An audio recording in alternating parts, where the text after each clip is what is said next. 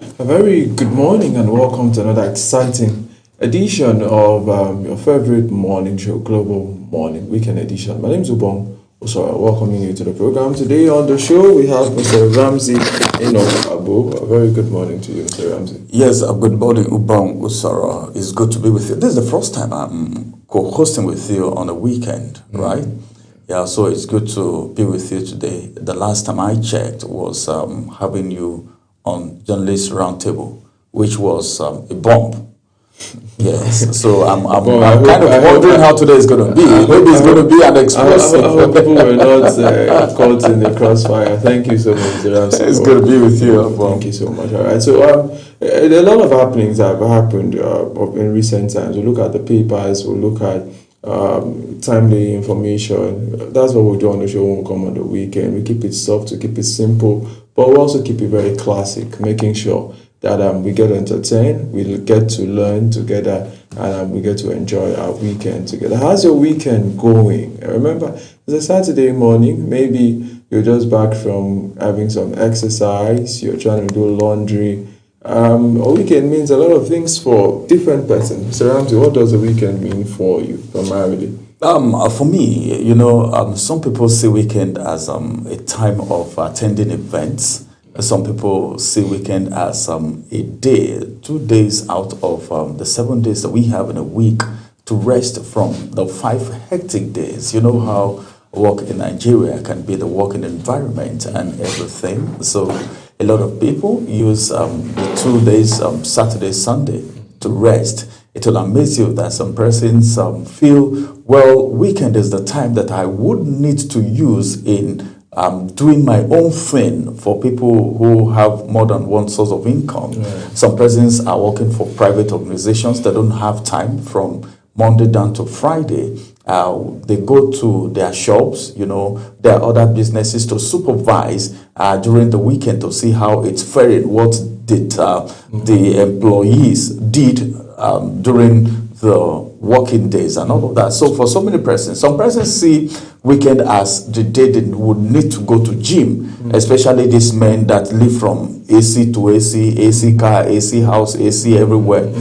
Somebody was saying something today. He said, well, he wants to speak to pastors specifically who don't know the importance of exercise. And in my mind, I was saying, oh, no, not pastors alone. Everyone needs to exercise. Some persons have not walked up to 3-4 meters, all through the week. It's possible, jump from one car to the other. Some persons have walked up to a mile, kilometers and all of that. So for different things and thought and perception for different people as far as a weekend is concerned. So for me personally, weekend is the time that I take to do all my saving God, because during the week you're very busy, so you take out Saturday and Sunday to study, to go for evangelism. For me, then on Sunday you go to church. Sunday is a busy day. You don't give that to anything. Just give to your Creator, to like, God, I'm grateful. Monday to Friday, you've been with me. I'm grateful. What did I do to deserve this? Then you take that day to just do appreciation, because appreciation is application for more. Right. Right. So that's weekend for me. Right. Like you've said, I know that especially in the traditional African homes, weekend could also be a time to reconnect, where everybody's at home. The father gets to understand the children, sits with them, speaks to them, because he has more time to spend at home.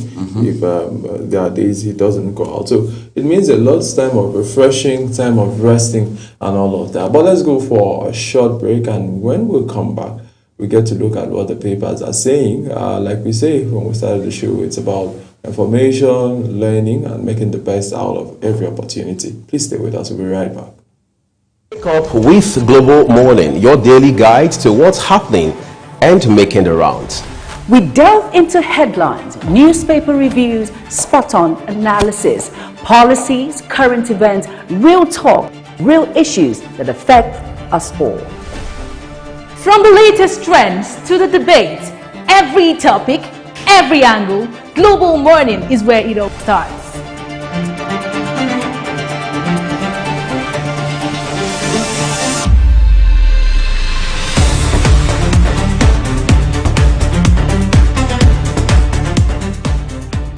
Global Morning.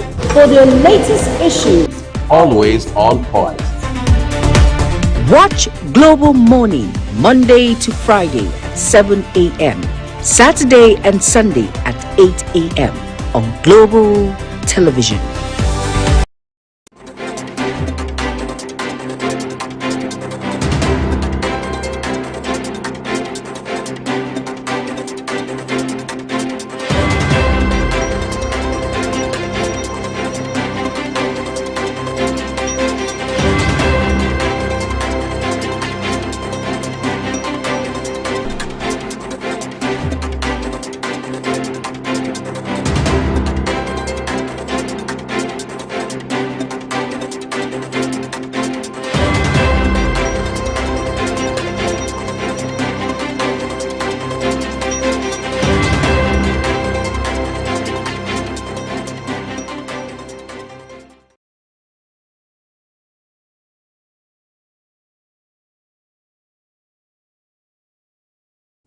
All right, so welcome back to the program. It's still Global Morning, and this is where we get to look at the papers. And we'll start with the Nation newspaper.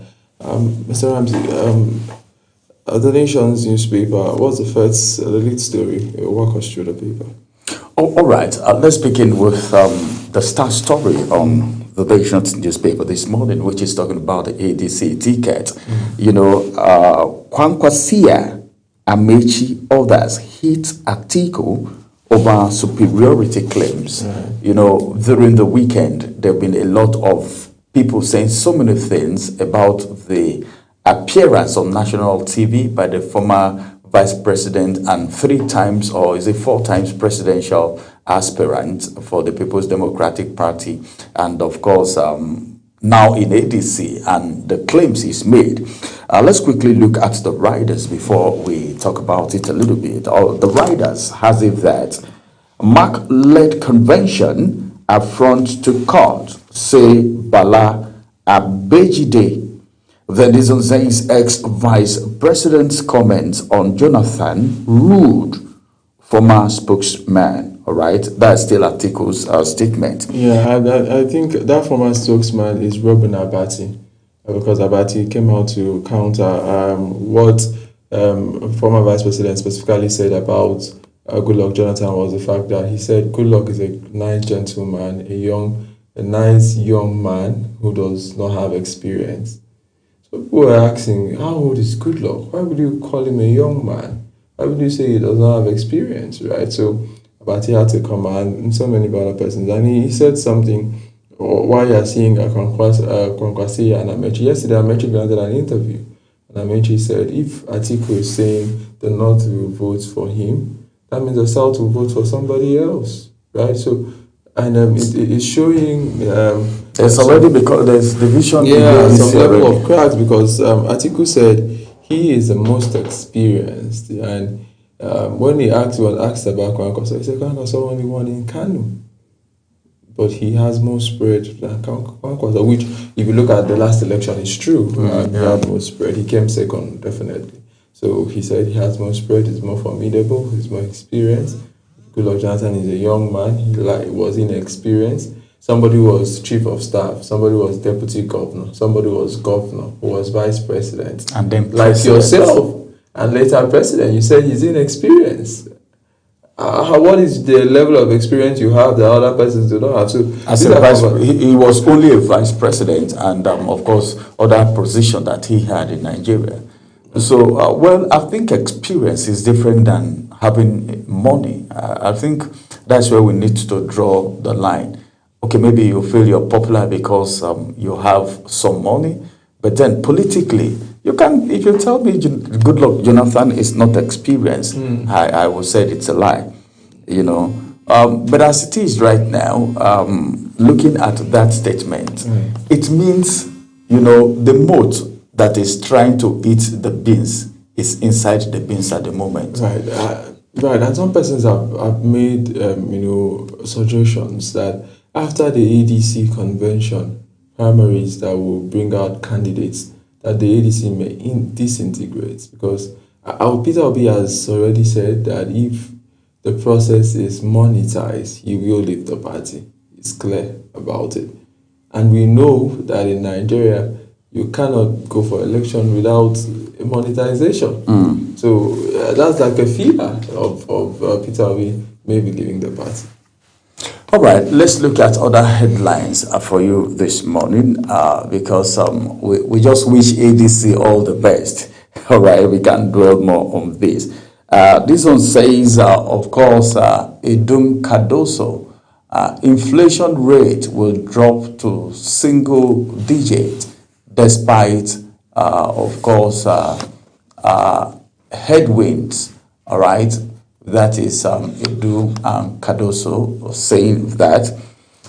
Then we have a rider to that story, and the rider says more time for banks that failed recapitalization deadline. Right. So let me just say something. Edum is the Minister for Finance, and Cardoso is the CBN governor, and they're all saying that Nigeria's inflation rates now will.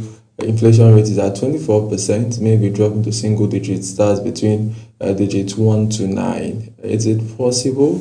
It is, if we can get our macroeconomics right. And one of the things that can make this happen, which you don't even need to go to Harvard to know, is that we must be able to start production, especially production of consumables. Whatever that we should be importing to Nigeria, we could do technology transfer, import, technological assets, but not basic food, not basic things that will make our forex, it's very scarce. And also, if the price of petrol, for instance, can come down, it will have an effect in every other side of the society. So get petrol prices that Nigerians can afford. As of now, I'm even saying 500 naira is very affordable. Nigerians can at least manage with 500 naira per litre. Give us 24-hour power supply and give us security and see these things happen. All right. Well, I think these are things that ordinarily Nigerians shouldn't be begging for. But because of the kind of society that we have, we are where we are today, we are at a crossroad. But then sometimes I think and I ask myself questions, when will this be over? Will it ever be over? Because everybody seems to protect his office in a way. You're being given a political appointment or maybe a position, then you separate yourself from the society, sort of. The only thing they are after at that point is themselves and how they can keep their office. And of course, some even want how their tenure can be extended, not minding whatever the people they are serving feels. And that's why a lot of people sometimes will tell you the way Nigeria is running, if you're not in power. And you can see the reason why a lot of people do so many things to get into power. Because they believe that's the final bus stop. That's where you get to, and okay, after 3 years, after 4 years, I'll be rest assured that myself and my family for the next 10, 15 years, we will not go begging, we will not go shouting, Nigeria has happened to us and all of that. And of course, this has affected the system a big deal. It has affected it because that is the psychology of the people. That's what the people, that is the general perception now. And these are some of the things that make us keep saying, well, when would Nigeria be better? Right. Because the next set of people, a lot of people will tell you, well, during Soludo, it was better with the CBN. Some other person will tell you, oh, during Sanusi it was better. Some people tell you, during Emefiele, well, he was used this it was better. So you keep saying all these things, but when are we going to get it right? This is the question. When are we going to get it right? Because everyone seems to be, I don't want to use the word, in civil service there is something they call bootlicking. Bootlicking, that is you always want to please your master because that's where your daily bread comes from. When things are going wrong, some people can't even say. And when you're doing the right thing, you become an enemy to some persons within the system. So some people go with, if you can't beat them, you join them. Because at the end of the day, the people you're fighting will even benefit more. You know, so these are some of the things we, especially the youths who are clamoring, the youths and women. During the news, you saw the training that was held for women in Benue and all of that. This inclusiveness. Now Nigerians cannot even say, well, let's bring this person in, it's going to be better. Because people have said that severally. Let's try Buhari. You know, during his time with Idiagbon, you know how it was and all of that. Then it came, everybody clamored for change. Then when change came, they say, wow, Jonathan, please come back. All right, so let's take other stories now. There's a story that says FCCPC denies banning airtime borrowing, blames operators for service disruption. It's on page 37 of the Nation newspaper this morning. Yes, I saw that thing yesterday online and I was like, well, these people, see, Nigerians are so vulnerable, right? I've worked in the banking sector, in the financial sector, I beg your pardon, and I know how these things work. A lot of people will not tell you about the hidden charges. They will tell you there are no hidden charges, but there are hidden charges. There are motives. Borrowing, loan taking, whatever that will make you take loan, I don't know. A lot of businesses are surviving on loan, yeah, I know. But then, my belief and perception is, if I'm taking a loan of 10,000, it should be that within the space, the repayment period, I should be expecting something like 50,000, so that as soon as the 50,000 lands, I will pay the 10,000 and be able to push on with the remaining 40,000. But a lot of people go take loans, all right, without even having a repayment plan. You know, let's come back to what the paper is saying, the issue of borrowing. Do you know that a lot of people have broken their SIMs and thrown away after borrowing so much? A lot of people have done that. Sometimes it is tempting.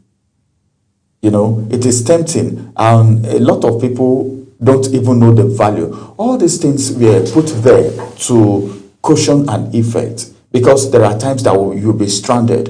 When these service providers first started this, the essence is, by the time you get to a location, and you are doing a business communication or something, and you run out of airtime, you should be able to have a backup, all right, to complete your conversation before you get to a place where you can get airtime. But I think if that is the essence, it also behoves the service providers to put a cap on how much people can borrow. These people are out for business. They even send you a message that you are now due for so you understand that they also have a point to play, because I know many Nigerians who struggle and who this borrowing at some point can be like a lifesaver.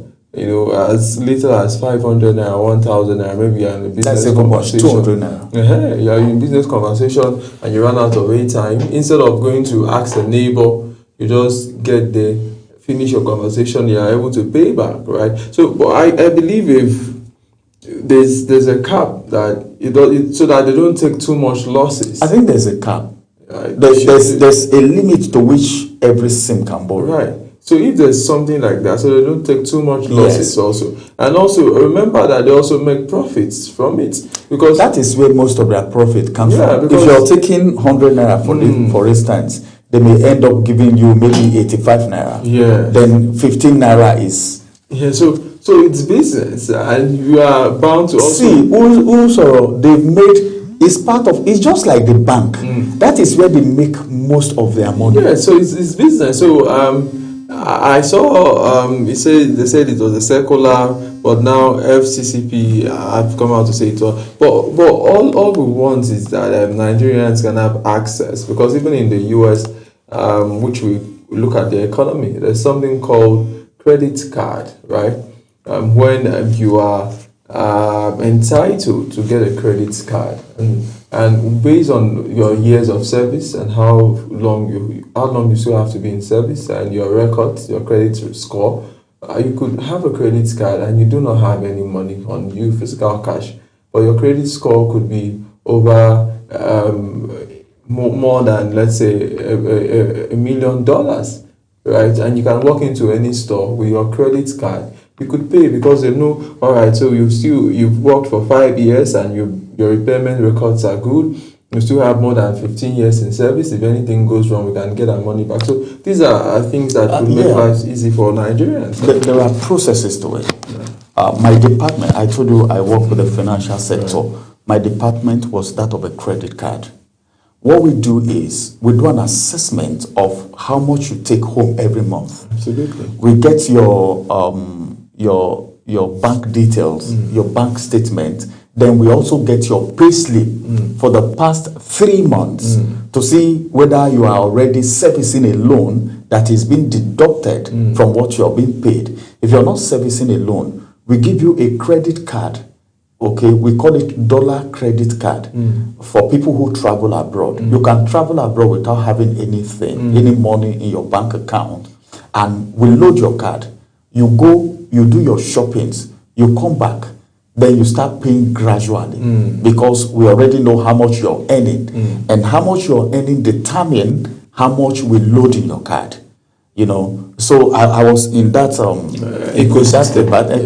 Right. So this is how this. So it's not rocket science. So I think instead of pro-rich Nigerians and saying it's broken, there are still microfinance banks today. Some persons sometimes they have bad debts, right, and they write it off, they counsel it, but they are still in business. So no, like I said, a lot of businesses are thriving on loan.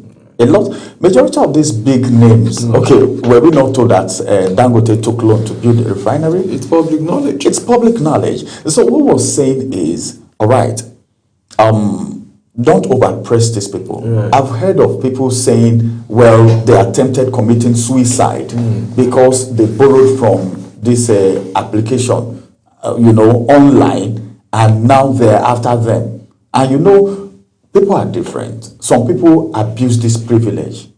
I understand. Yes, people abuse this privilege. So I think what the government is trying to do is to reduce, like you were saying, there should be a cap to how much anyone can take. And that's what they do.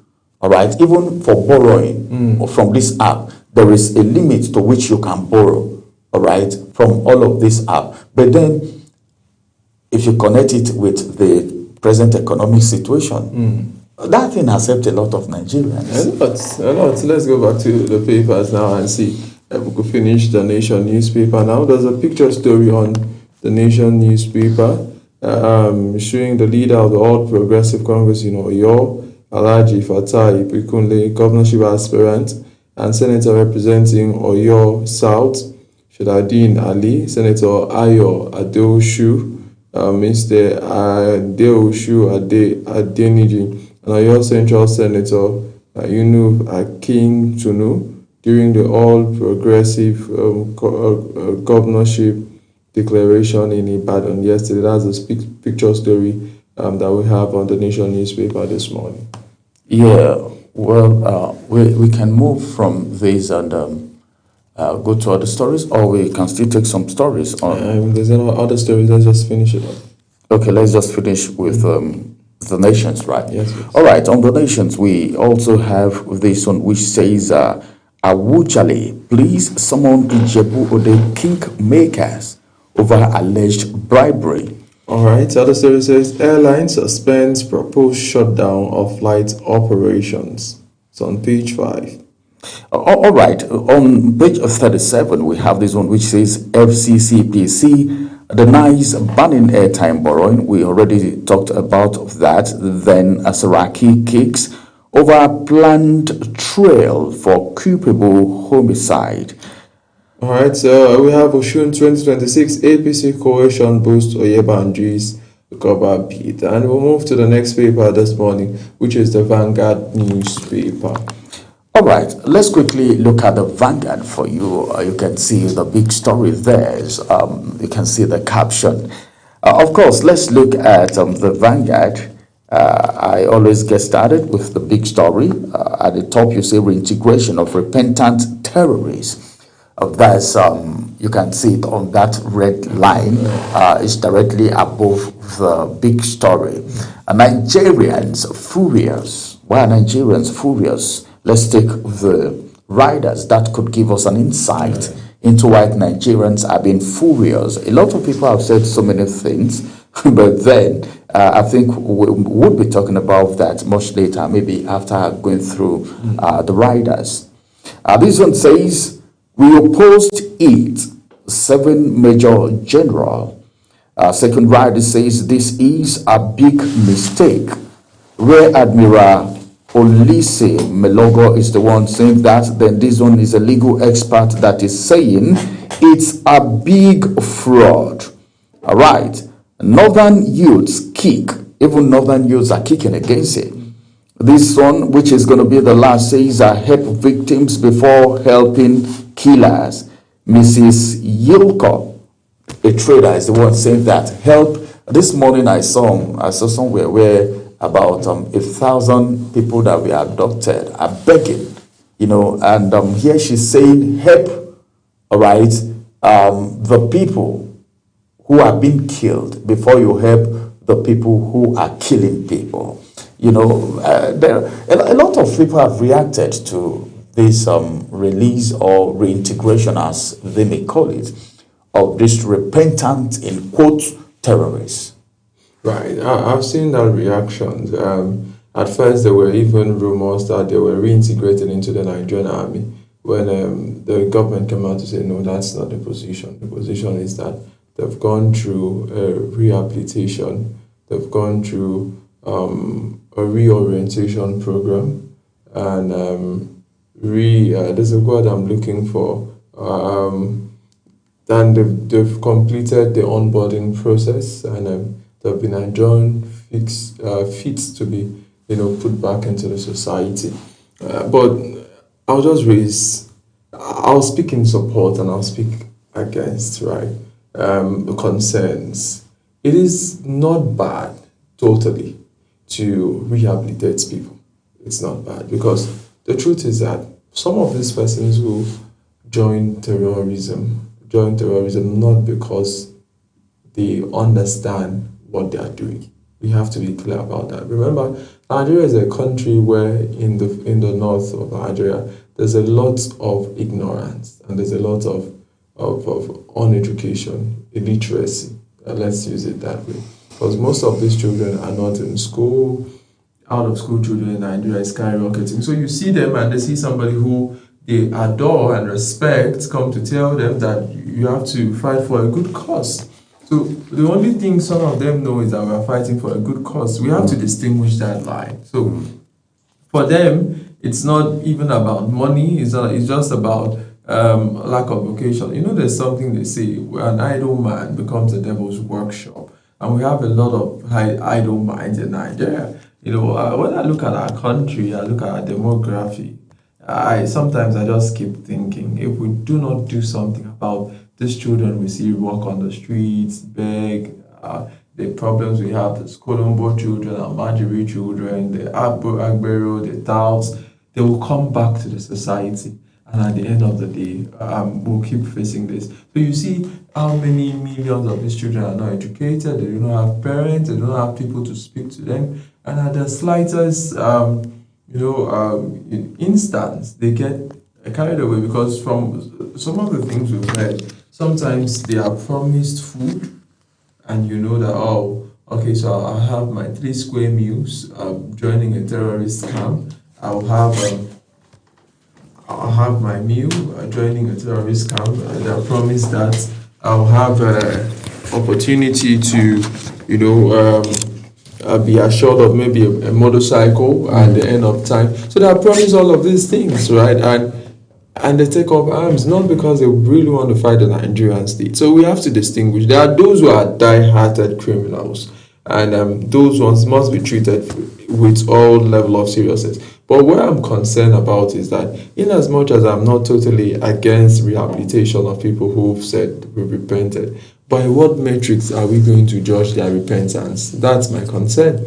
I do not think that Nigeria has enough psychological indices and methods to be able to judge people who have mental concerns or who have really repented, because repentance is a situation of psychology of the mind. It's not sin. I could say I've repented when truly I've not repented. So do we have the skills? Do we have the professionals? Do we have the follow-up techniques? Do we have, in the US, for instance, sorry I like using the US, but in the US, because that's an organized society, there's a crime you commit as a child sex offender, and sometimes an electric radar will be placed on you for years, sometimes for 10 years. So whenever you get into a council area, it notifies those in the council area that the child sex offender or a sex offender is around. And you are mandated by law to go register in the city council on the county and say, I have moved in to Louisiana. I'm a child sex offender.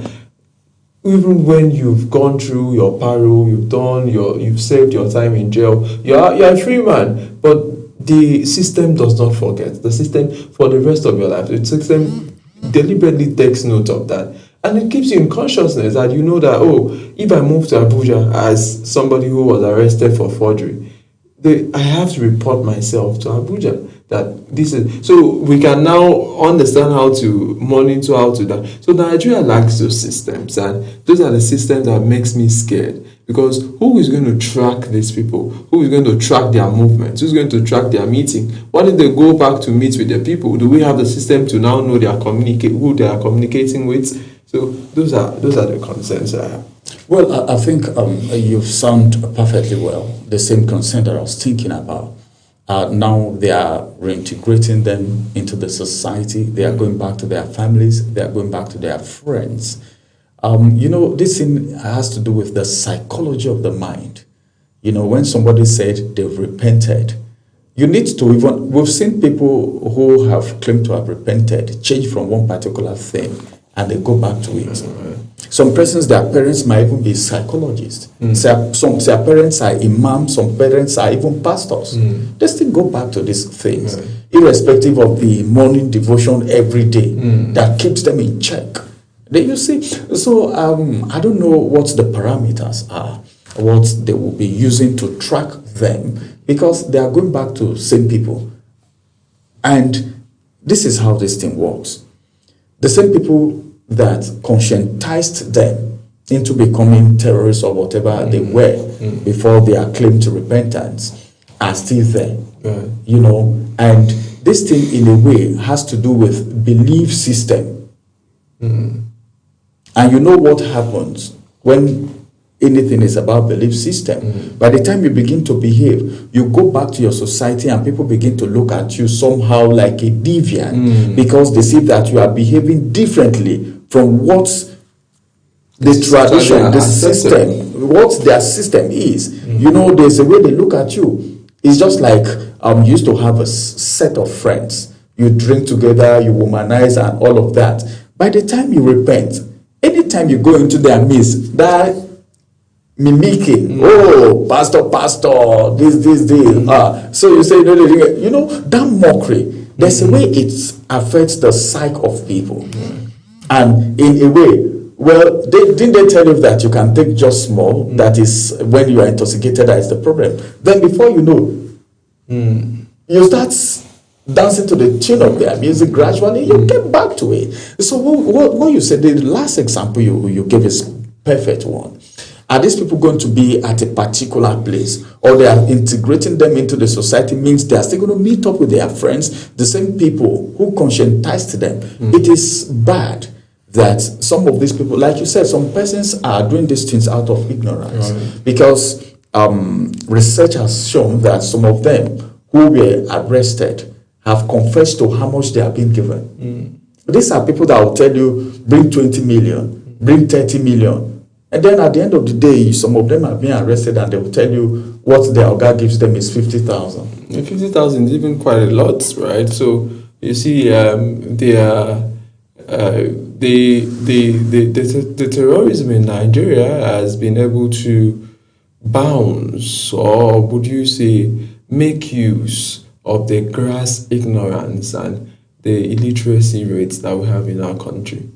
Vast majority, a lot of persons in our country, they don't want people to be educated. They are uninformed, they are ignorant about how the world in today's society works, right? So they just feel that everything stops from maybe a local government in Yobe to a village in Damaturu, and that's the whole world. It's not, so they are not. They don't have a picture of what the possibilities of the world that we are moving towards Internet of Things. AI is taking over. They do not understand these things. So we have to be intentional to push knowledge. All right. Well, it's a pathetic situation. Let's get ahead with some other headlines still from the Vanguard newspaper for you this morning. Above the main plate, we have this one which says education.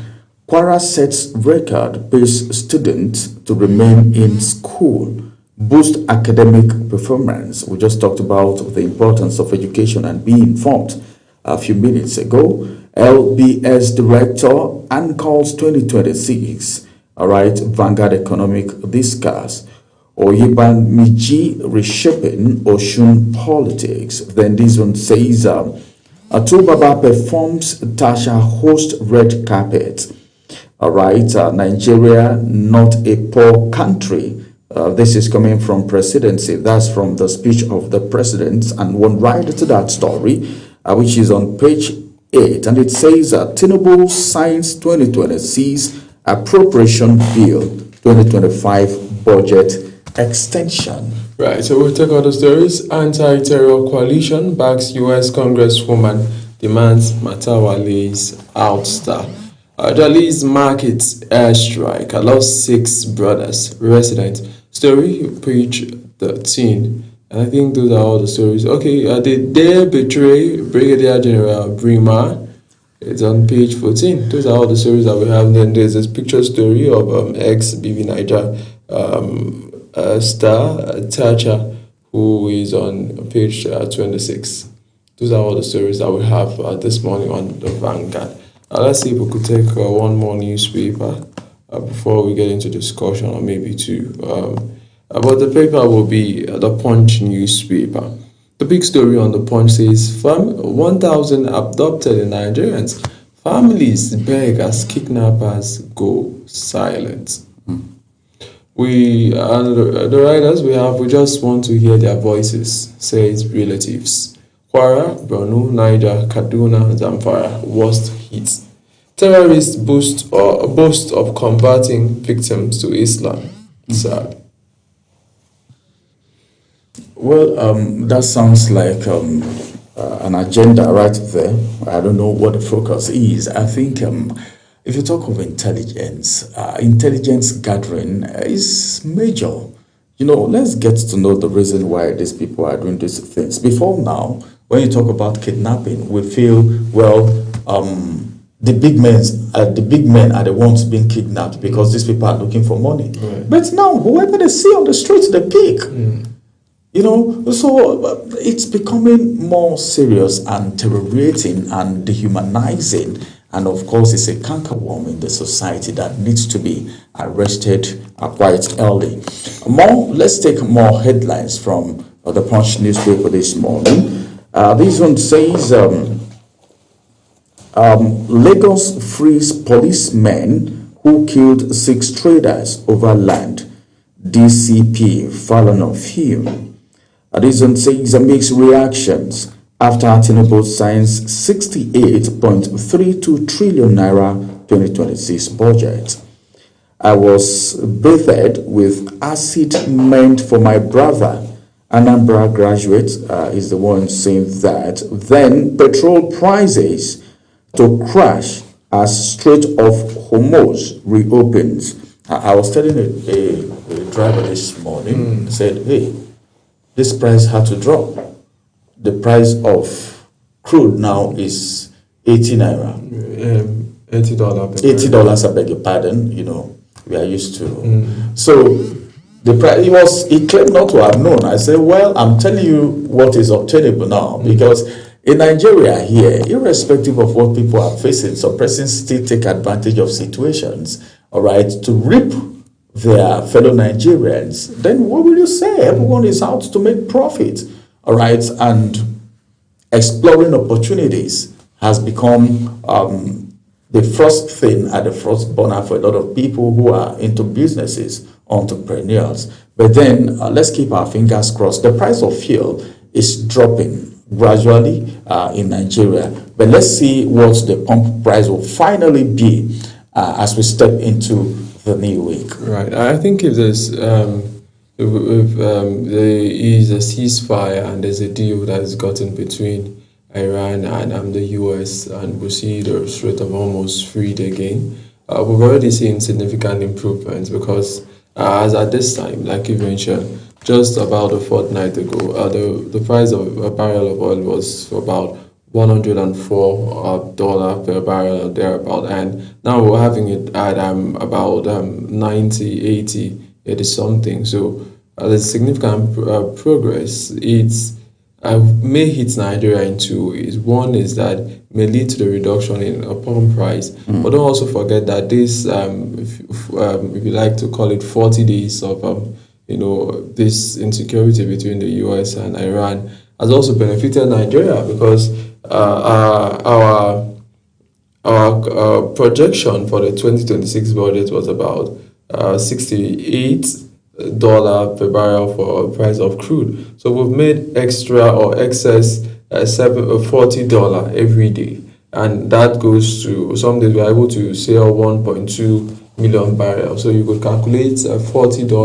times 1.2. So that should bring more foreign reserves to Nigeria, but at the detriment of the citizens. So it's a two-way thing. The government may lose money now, but the Nigerians may be able to have more affordable. Is it even still affordable? At the end of the day, maybe 830 something, or maybe 850 at the end of the day. But whatever it is, it will be good for Nigerians who are actually going through a lot at this particular time in our nation. So let's just finish up with that paper, then we'll quickly rush to the other paper before we take our guests for this morning.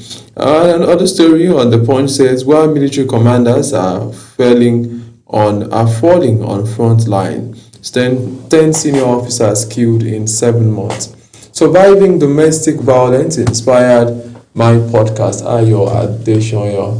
It's on page 17 of the newspaper. Uncovered Lagos factory selling newborns for 1 million naira. It's a trend. 1 million naira. Right. I'm not surprised, because I've heard something like this before, where some young ladies who get pregnant are calmed, I think in Anambra or wherever. Yeah, the baby factories. Right. Calmed, fed, and taken care of. Once they give birth to the children are collected from them, sold to people, maybe couples are not able to get children or thereabout, or sold to anybody. They don't really even care who buys the child. They'll get the money, give maybe, if it's 1 million naira, they give the mother 500,000. They make 500,000. So if they have like 50 women camped at the time, you could imagine every month they are sure that they could be making, let's say, 10 million naira every month from those birds. And so you see the kind of thoughts that goes into planning this kind of devilish and it's devilish. I think I love that word she used. It's devilish and it's demonic. And of course, all of this is tied to poverty. But no matter how poor you are, don't allow poverty affect your senses. See, birth, I don't know. Childbearing is not a child's play. You could make it. You could give up. That's what it means. So somebody, you cannot just go and gamble your life like that because of what is 1 million naira compared to the life of a child. A child that you carried in your womb for 9 months. So all of these things, it still boils down to what we're saying about the terrorists. Some of them, their level of understanding, the kind of information they have, and conscientization, how these people have been conscientized and been told so many things and all of that. So, well, I think we need to get rid of all of this kind of thing in the society. NAPTIP should go after these people, the relevant agencies should go after these people, fish them out. The media have played a major role. We had an investigative journalist who actually figured out one in the past, and we saw how that ended. So I think the society as a whole, these are things that the society frown at. These people don't do these things, and people are aware. As soon as people get to know, there's a way it filters, because it is something like it's a taboo in the society. So there's a way the thing filters out, and before you know, the authorities get to know about it. Right. So if you know of any such places where things like that happens, please let the authorities know. The police is your friend. You can whisper to someone, even if it's not a policeman. You can whisper to your neighbor tells somebody, so that we can get rid of this kind of things from our society, because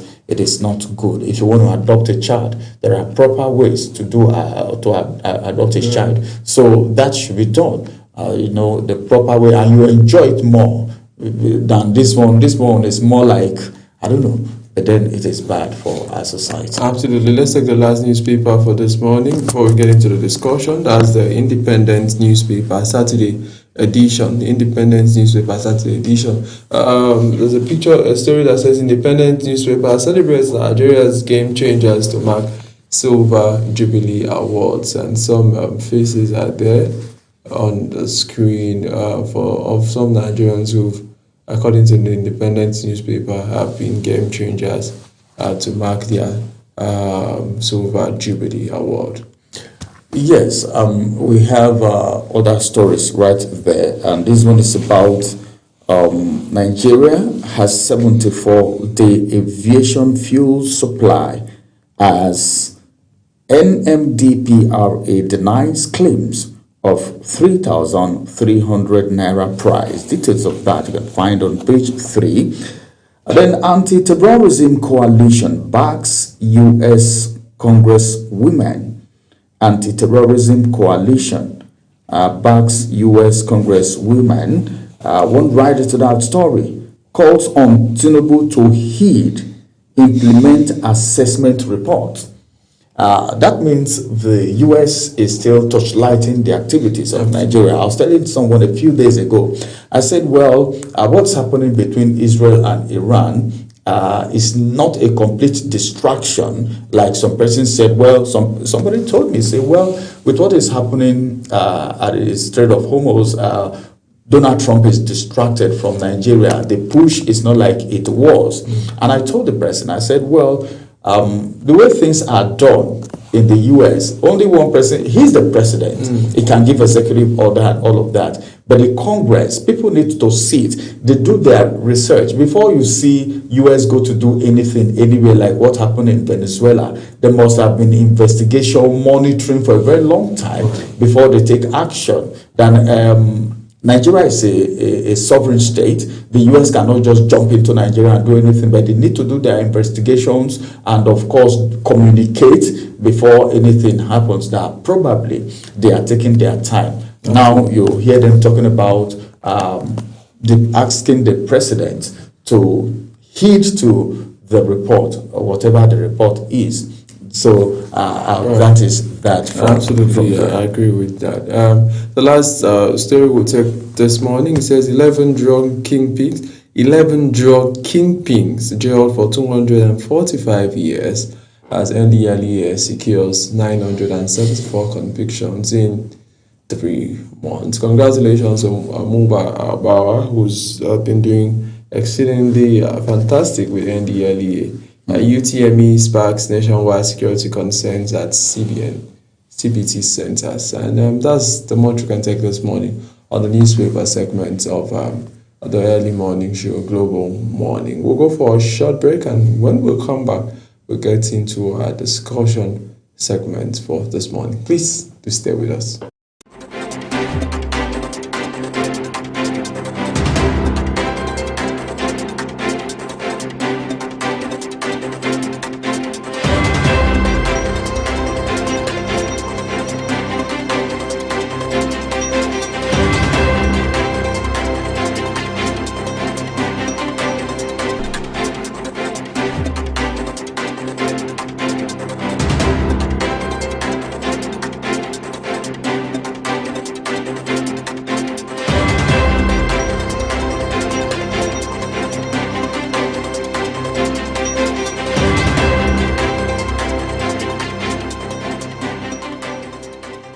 Wake up with Global Morning, your daily guide to what's happening and making the rounds. We delve into headlines, newspaper reviews, spot-on analysis, policies, current events, real talk, real issues that affect us all. From the latest trends to the debate, every topic, every angle, Global Morning is where it all starts.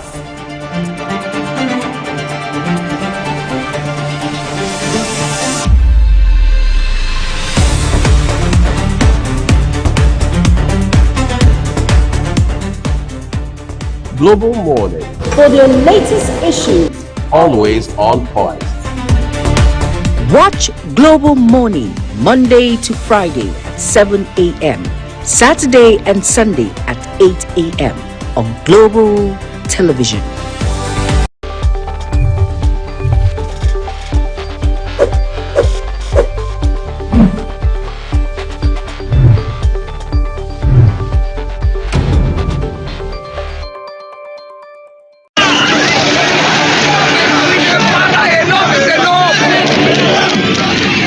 In an age of breaking news, you need a trusted source that prioritizes accurate, factual, and unbiased reporting.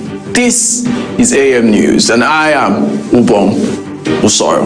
On Global Television, our news is rooted in verified and authoritative storytelling that keeps you educated, informed, and enlightened on all the issues that matter to you. I am Sadia Yakubu. This is Midday News. You can trust our multi-platform news broadcast, real-time and fast-check stories for all the big local and foreign headlines round the clock. I am Ramsey Enoch Agbo. This is News Express. Our array of anchors delivers the news to our teeming viewers, breaking it down with context and perspective. This is News Cycle on Global Television. I am Anieti Patrick. And the flagship news is your hub for the day's most engaging stories. This is News Prime, and I am Jumai Manson. Did you miss any of our news rounds? No worries. Catch up at 10 p.m. and midnight, 7 days of the week. I am Mukhtar Kasim. Global TV is on DSTV channel 365 and Star Times channel 276. We're active across all social media platforms at Global TV NG. Global TV News, accurate and unbiased. I'm Uyi Agmofwebe.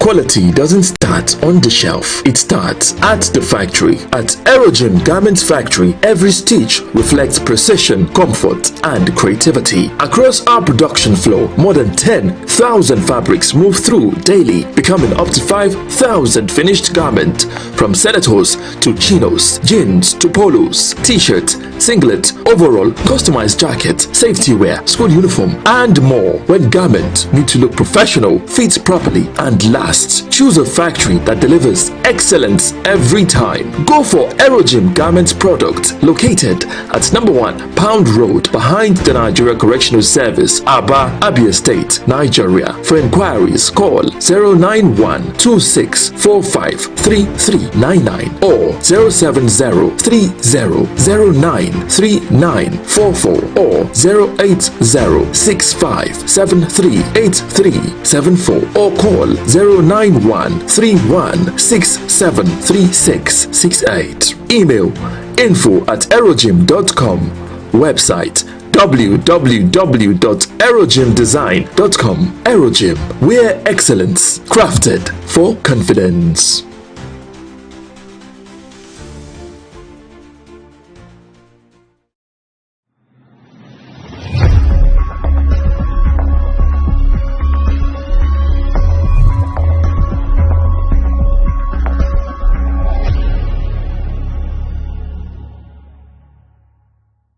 At Witchtech Cables, we don't just make cables, we deliver excellence. Our products are built with advanced technology, trusted for their unmatched quality and durability. With a wide range of cables, swift delivery, and continuous innovation, we stay ahead of the market demand. We are proudly Nigerian, fully indigenous, yet world-class. Backed by a professional team, strong technical support, and a deep commitment to customer satisfaction. Witchtech Cables is more than a brand, it's a promise. Witchtech Cables, quality cables better than the best.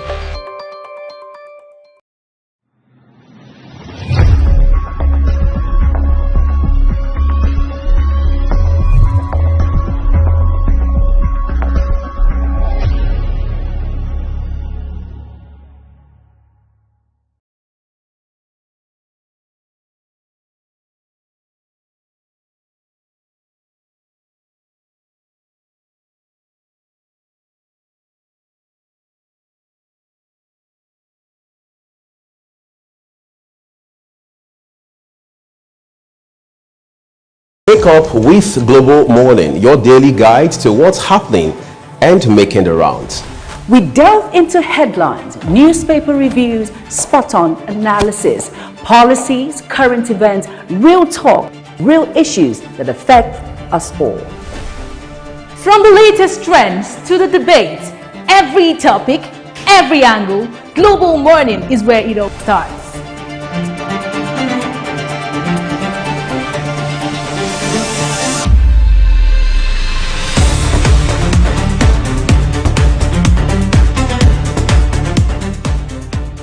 Global Morning, For the latest issues, always on point. watch Global Morning Monday to Friday at 7 a.m., Saturday and Sunday at 8 a.m. on Global Television.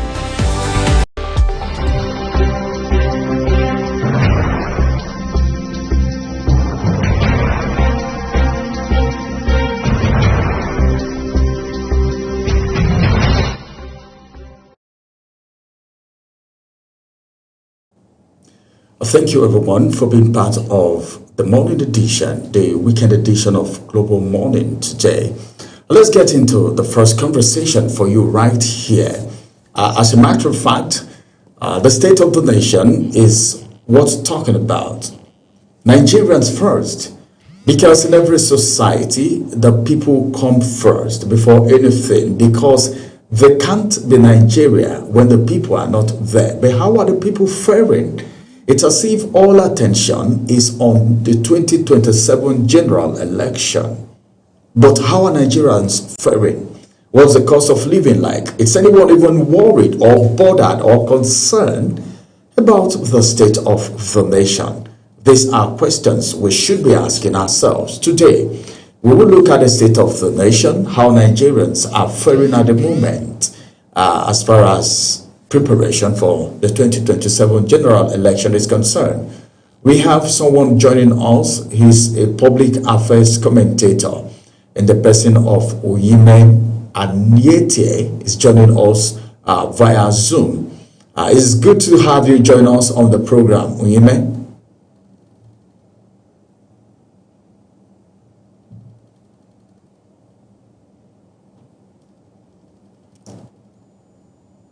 Good morning. All right. Let's get into the conversation now. What's your assessment, okay, of, as a matter of fact, it's not news anymore that Nigerians are going through so much. But what is your assessment of the current mood of Nigerians?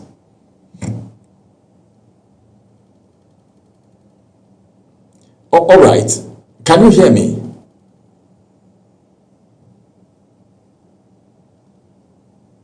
All right. What is the current mood of Nigerians? You are a Nigerian too, of course.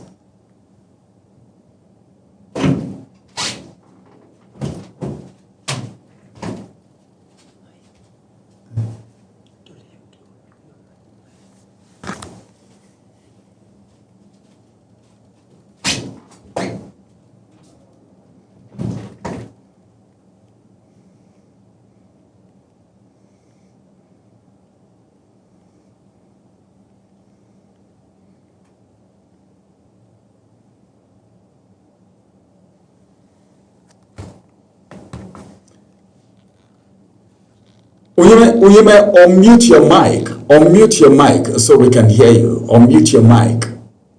Sorry about that. Thank you very much. Thank you. I hope you can hear me now. All right, go ahead. All right. I said that Nigerians are actually not faring well. Generally, Nigerians are not faring well. I must state that the reason Nigerians are not faring well is because Nigerians are trying to see how to live up to standard. But unfortunately, it looks as though the standard in Nigeria is now living Nigerians, not Nigerians living up to standard. So Nigerians generally are not faring well. If you get into the streets, you will talk to Nigerians and you will get to realize that Nigerians are struggling to see how to make ends meet. And it is quite unfortunate that this is happening in the 21st century, where we would say that things would have probably gotten better from where we came from to where we are today.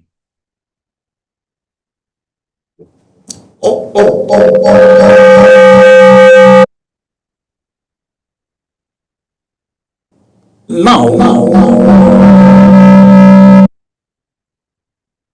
to talk about, of course, let's talk about one very important thing now, which is the economy. How would you compare this economy and how has it affected households as it has to do with how people can access services? And of course, very important, the price of food. How are people faring? How are they feeding? Okay, so Ramsey, funnily enough, I just returned to Abuja after about a week in Akwa Ibom State, and because I tried to see how to, link up the standard of living from here down there, and I came to realize that Nigerians generally are actually facing a whole lot of struggles when it has to do with the economy. So the standard of living is not okay. Okay, we are facing a whole lot of issues when it has to do with the surge in prices, and that begins from the issue of the pump price of petrol, because a transporter will tell you that because he has purchased the premium motor spirit, or otherwise called petrol, at a higher rate, he should be able to also inflate the cost of his transportation so that he will be able to meet up. And the woman actually taking food from inside the villages, to town to sell, will have to also inflate, because it is also affecting her in one way or the other. And now the buyer is also going to be affected.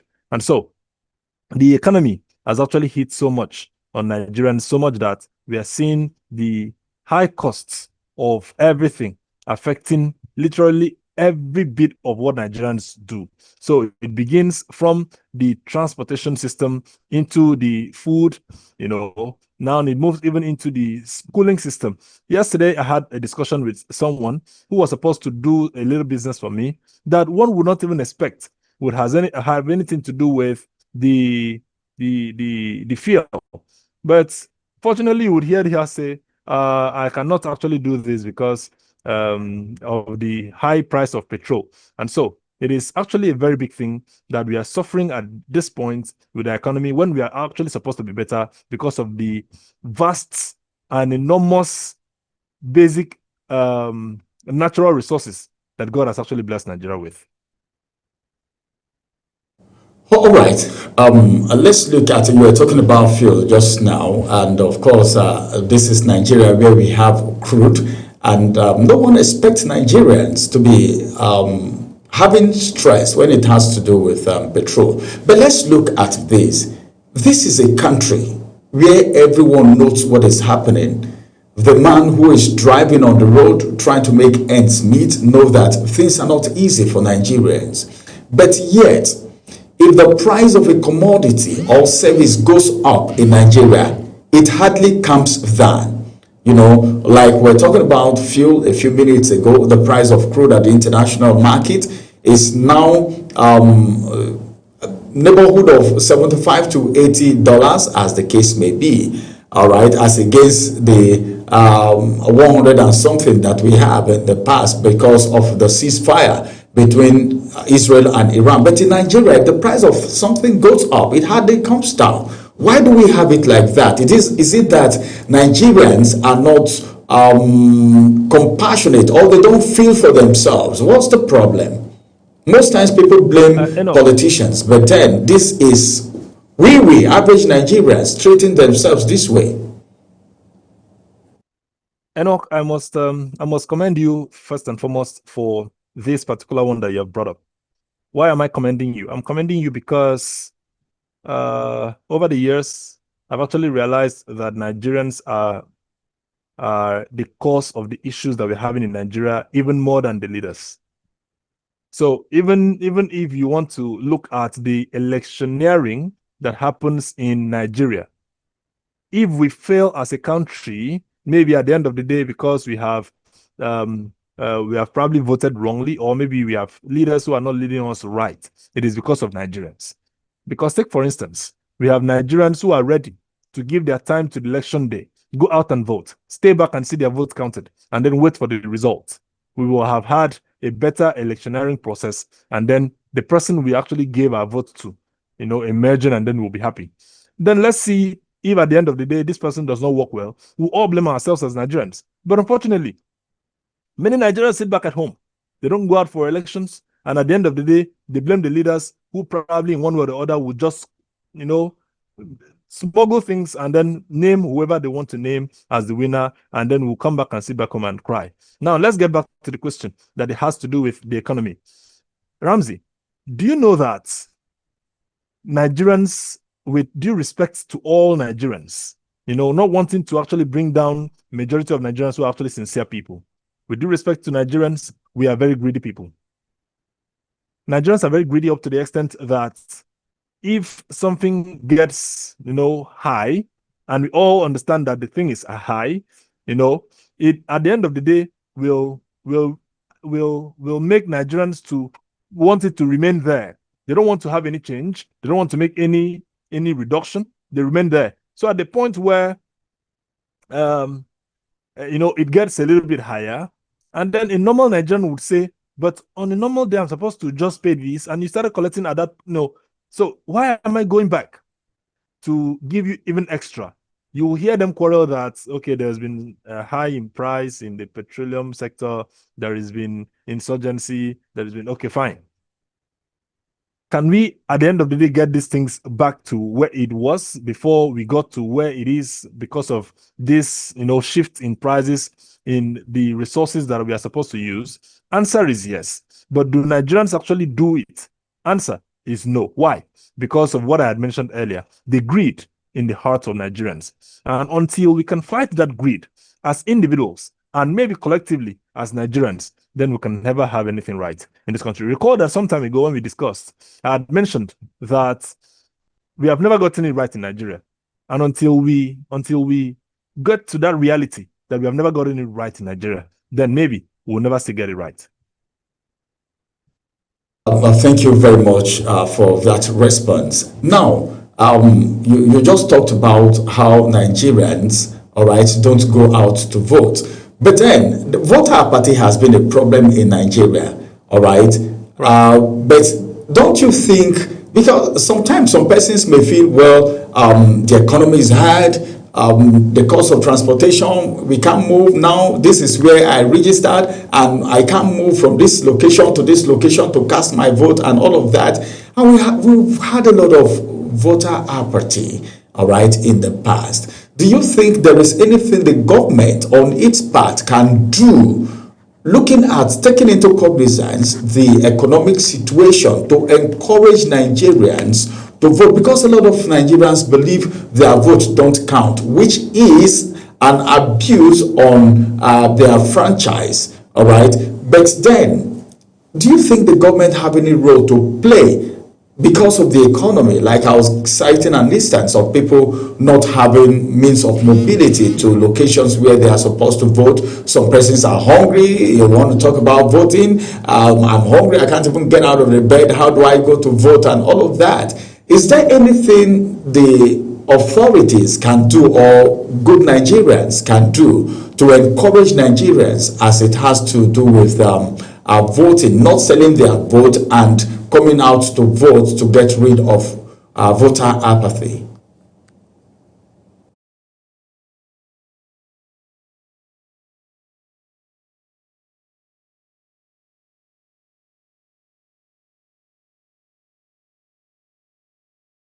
Back very soon.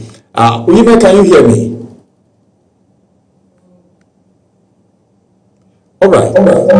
We'll get back to him very soon, because sometimes we're talking about Nigerians, all right, who he has said Nigerians on their own part are also contributing to the situation of the country, because they don't participate in the electioneering process that brings in these leaders. But then, if you're talking about Nigerians coming to vote, and it is true, I can also reason with him. I can be for, and I can also be for against. I can be against, and I also can be for. This is the reason.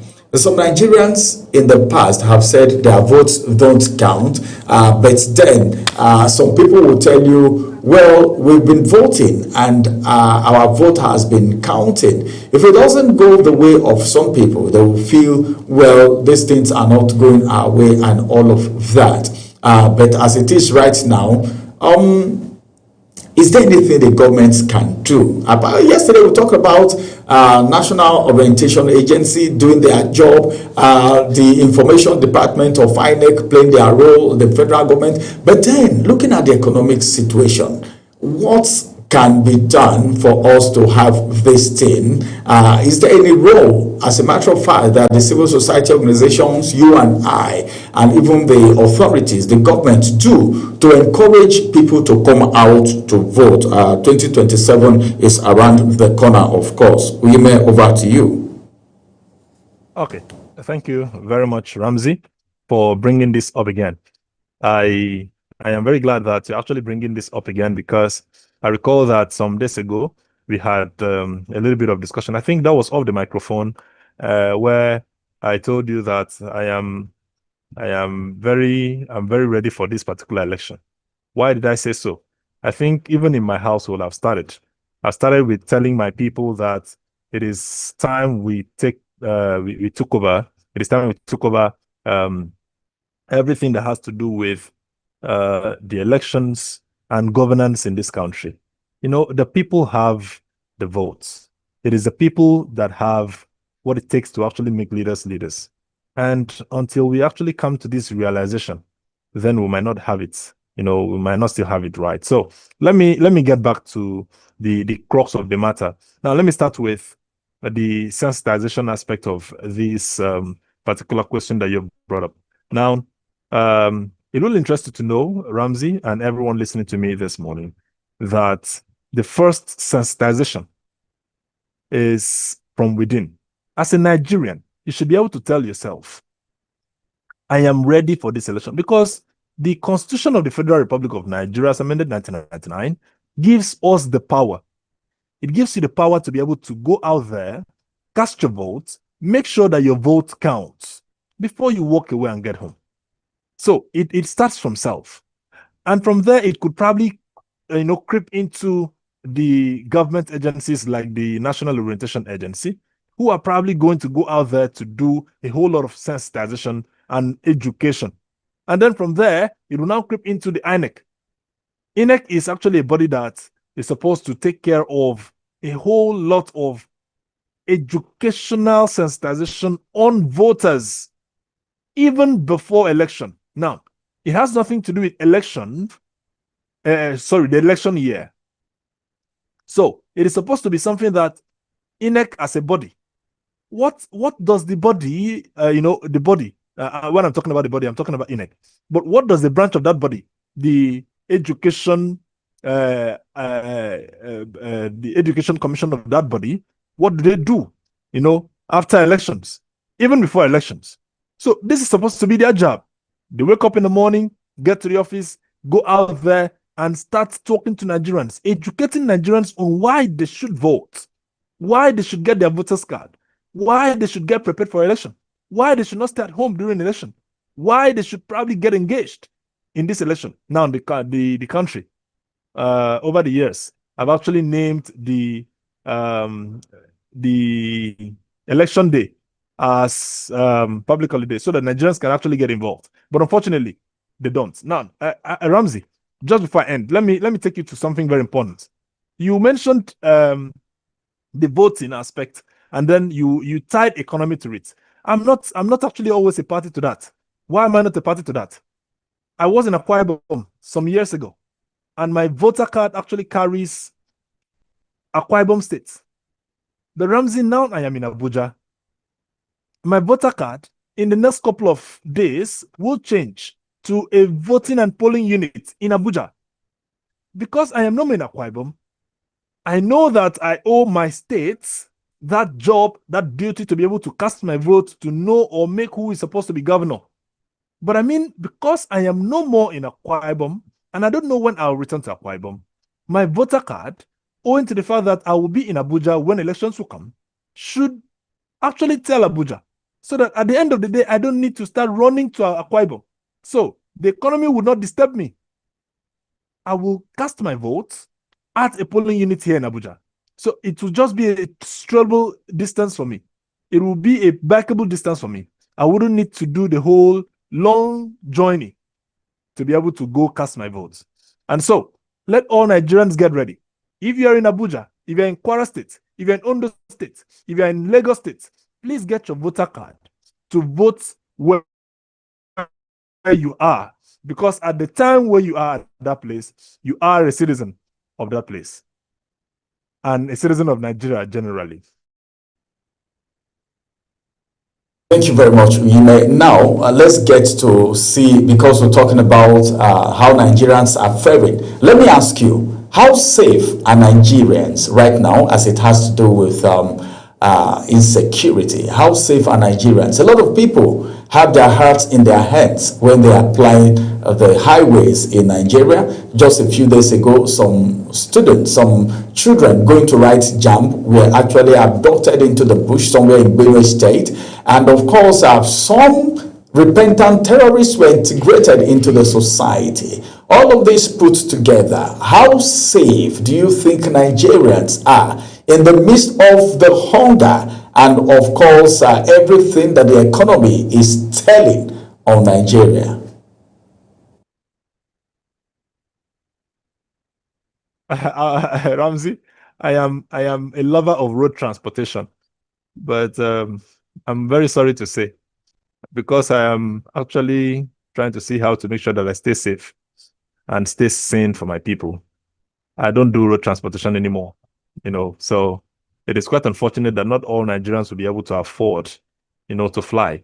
because even the aviation industry are making it very difficult for those who would love to fly.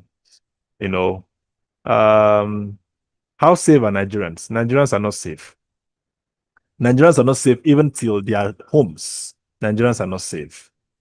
It is quite unfortunate that we are having to talk about these insecurity issues again. And I ask this question often, and I beg to ask it again. Why are we integrating people who have actually killed people into the society? We have realized that they are offenders, they have killed, they have done all sort of atrocities to the nation, and we get to say they are repentant and we integrate them. Are we integrating them to get to know more nooks and crannies of the country and continue to, unleash mayhem? This is a big question that the Nigerian government and a normal Nigerian should get ready to answer, because until we have this answer, we might not actually always again get it right. So I am pleading, if at all we want to integrate them into the society, let's give them a place to stay where they cannot actually mix up with the normal Nigerians. Because I think, I'm sorry to say, but I don't think they're actually normal people. Because normal people will not actually see others and actually, go ahead to kill. Now, having said so, to hit the nail on the head, as it has to do with the question of the safety of Nigerians, again, I say, Nigerians are not safe, even into their bedrooms. Thank you, Ramsey. All right, Nigerians are not safe even into their bedroom. All right, I want to ask you a question. I don't know, we were told that there are now banks that you belong, all right, which determine how much power you have. All right, I'm talking about power supply, electricity, which is supposed to be a basic amenity for Nigerians. Now, what is your assessment of the power sector in this economy? Remember, your president, our president, His Excellency President Bola Ahmed Tinubu promised us, he made a statement during his campaign that Nigerians should not vote for him in 2027 if he doesn't tackle the power issues in Nigeria. What do you think of power supply in Nigeria right now? Because it's one of the biting things that has affected a lot of entrepreneurs and, of course, the economy of this nation. And all of this trickled down to the average Nigerians. So what do you think of power supply in Nigeria? Okay, so Ramsey, for you to even say that it has actually affected entrepreneurs in Nigeria, then it means it's bad. There is nothing I'm going to say again. I've responded. We don't have... It's unfortunate that we say it is a basic amenity. I don't know where that word actually came from.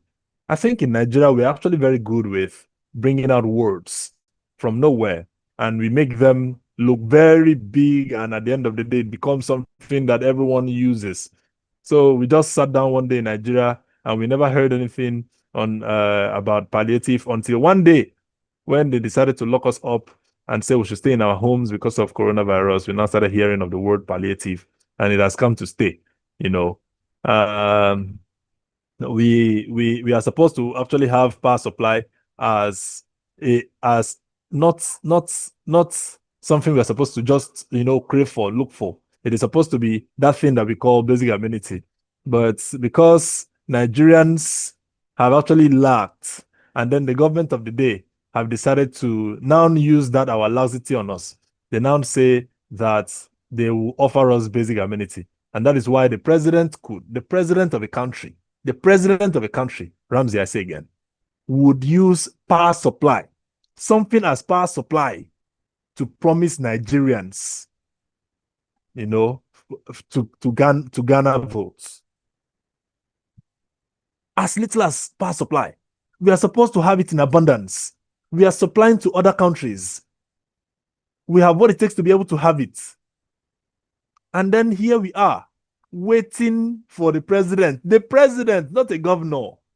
The president of the country says, if I don't fix power supply, come on. It's not supposed to be. It is supposed to be the list of whatever a president would have in his manifestos.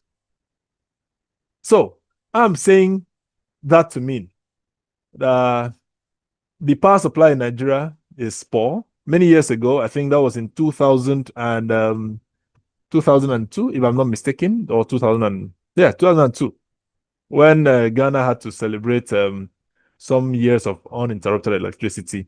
You know, they actually tagged us as a country that has no light, but then we supply. So we supply lights to some countries around us, and at the end of the day, we don't even have. It is a call for concern. Now, let me tell you why it is so. Some years ago, basically in 2016, I had the opportunity to go to Cameroon, and I passed through the roads. On my way to Cameroon, just at the border between Nigeria and Cameroon, ECOC to be precise, gendarmes had to search us. And they searched us. Do you know why they searched? They searched us and said that they were waiting to see if we have come with generator into their country. Why? Because they have power supply. So a normal Cameroonian does not need a generating system in his house. He just lives on power supply. And if anything gets bad, in less than 4 hours, please take note, that lighting issue will be fixed. I mean, in Cameroon, just our neighbors here. But in Nigeria, we are suffering power supply. So they had to search us. Now, this is because some very big names in Nigeria have decided to make the business of selling generating systems, or rather, have made selling of generating systems a business. And so how would you sell generating systems when there's power supply? So they will not do it. They will not allow it. So we will not have lights. And that is why it becomes a campaign tool. And now back to the president. The president has said that if we don't have power supply, we should not vote him for a second term. I don't know if people have, because I'm very sad to say, but I think I'm glad to say that at the moment, 90% of Nigerians are not having electricity. Yes, I mean it. I came from Akwa Ibom State some days ago. We do not have good electricity. In Cross River State, I've been hearing complaints of no electricity.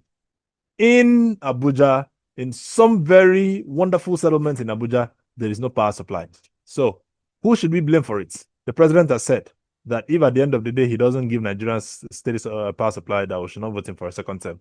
Well, I think I'll leave that to Nigerians to now decide if they want to give the president a second term, even when we don't have power supply. Thank you, Ramsey.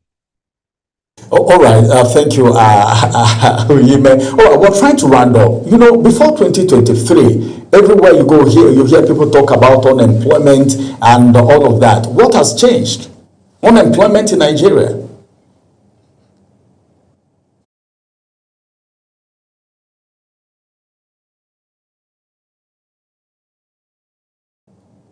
All right. In Nigeria, one of the things that a lot of people have talked about is unemployment. You know, so now we are looking at Nigerians, how Nigerians are faring ahead of the 2027 election, State of the Nation.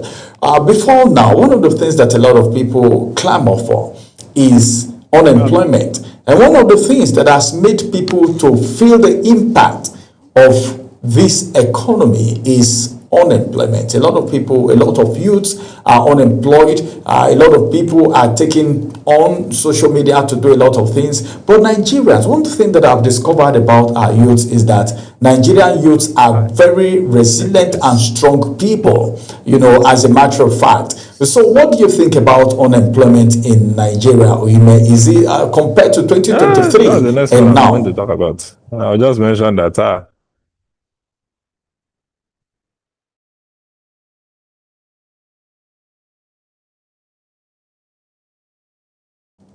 All right.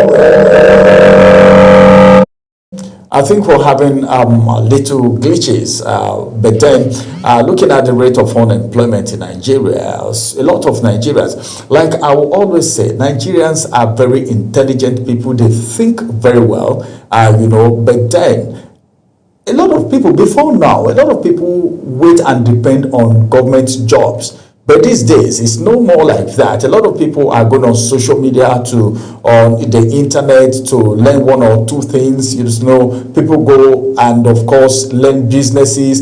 And so many people are becoming entrepreneurs. A lot of Nigerians are becoming employed. That's true. But has that, all right, cancel or stop the hunger in the land? These are the things we're talking about. So what's our assessment of the rate of unemployment in Nigeria compared to 2023 before the president came into office, or Oyime?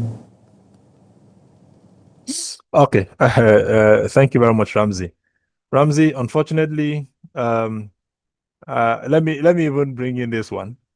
I'm having issues with my network providers, and what they call network is actually disturbing me so badly.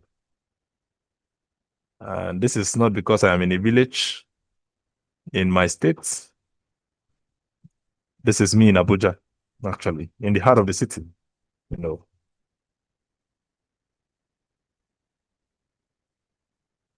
Ramsey, can you hear me? I think again I'm knocked off. Go ahead, I can hear you. Go ahead, I can hear you.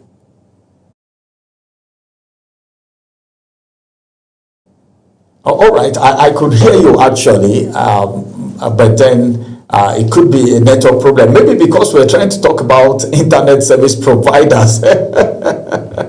That's by the way, but then that's one of those things, you know. But talking about the rate of unemployment, some persons will tell you it's reducing drastically because a lot of Nigerians has gone the way of entrepreneurship. You go on YouTube, you learn one or two things, and one thing that I must give to Nigerians is the fact that Nigerians are very intelligent people.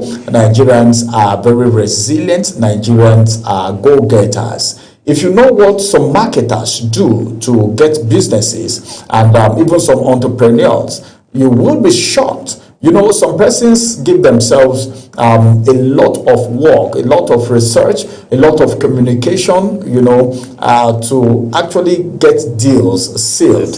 And as a matter of fact, all of these put together is part of what we are talking about, because Nigerians are people that don't take a no for an answer. But then it's not everyone that is digitally inclined, and this is a problem. We have him back already. It's good to have you join us. We may go ahead as we try to round up.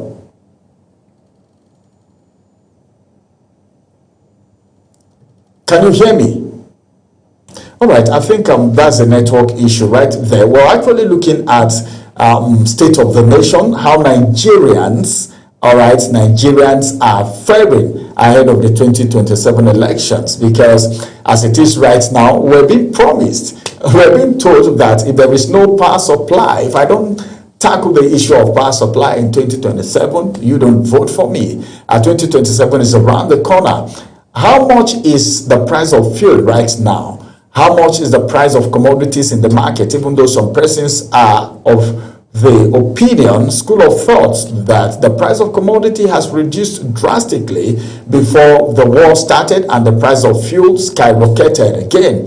But then the issue of unemployment, I think I will give it to our Nigerian youths, and that will make me disagree totally that Nigerian youths are not lazy, as it's been said at some quarters. Yeah, Nigerian youths, that has been proven 101 times.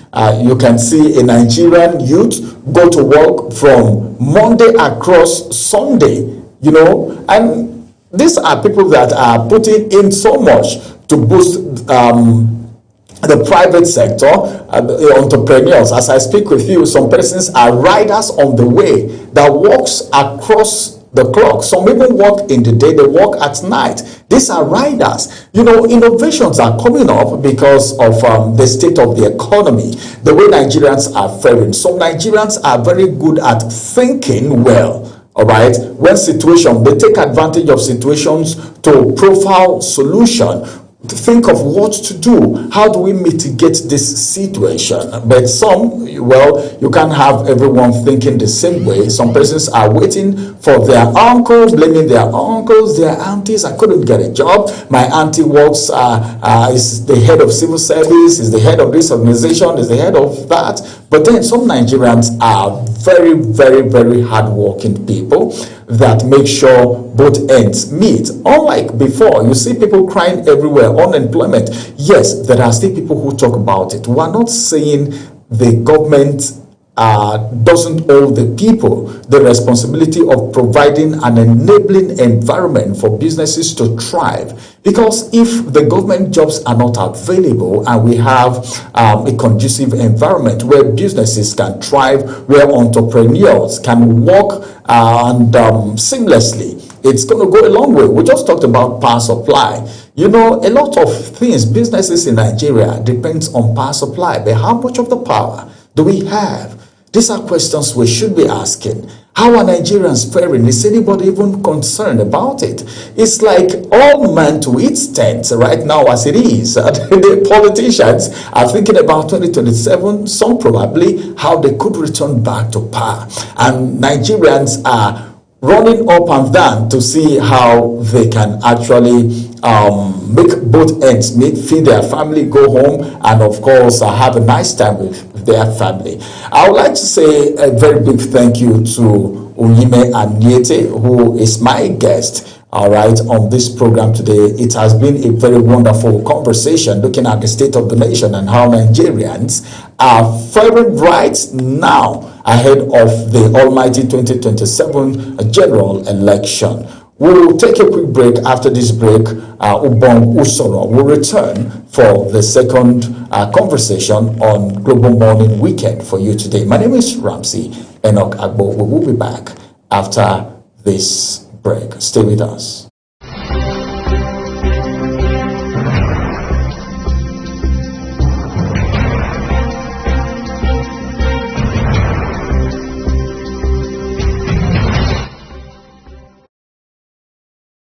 Up with Global Morning, your daily guide to what's happening and making the rounds.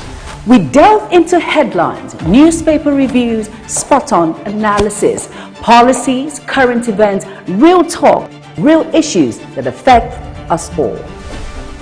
From the latest trends to the debate, every topic, every angle, Global Morning is where it all starts.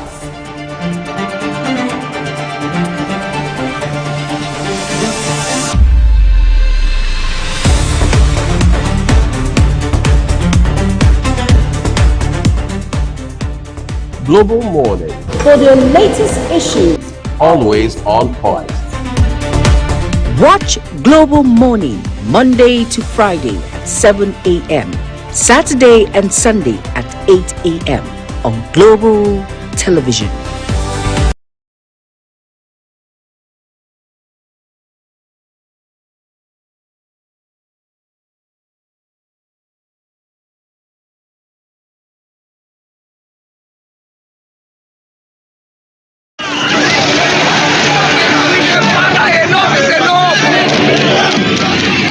In an age of breaking news, you need a trusted source that prioritizes accurate, factual, and unbiased reporting.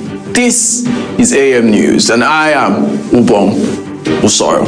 On Global Television, our news is rooted in verified and authoritative storytelling that keeps you educated, informed, and enlightened on all the issues that matter to you. I am Sadia Yakubu. This is Midday News. You can trust a multi-platform news broadcast, real-time and fast-check stories for all the big local and foreign headlines round the clock. I am Ramsey Enoch Agbo. This is News Express. Our array of anchors delivers the news to our teeming viewers, breaking it down with context and perspective. This is News Cycle on Global Television. I am Aniete Patrick. And the flagship news is your hub for the day's most engaging stories. This is News Prime, and I am Jumai Manson. Did you miss any of our news rounds? No worries. Catch up at 10 p.m. and midnight, 7 days of the week. I am Mukhtar Kasim. Global TV is on DSTV channel 365 and Star Times channel 276. We're active across all social media platforms at Global TV NG. Global TV News, accurate and unbiased. I'm Uyi Agmofwebe.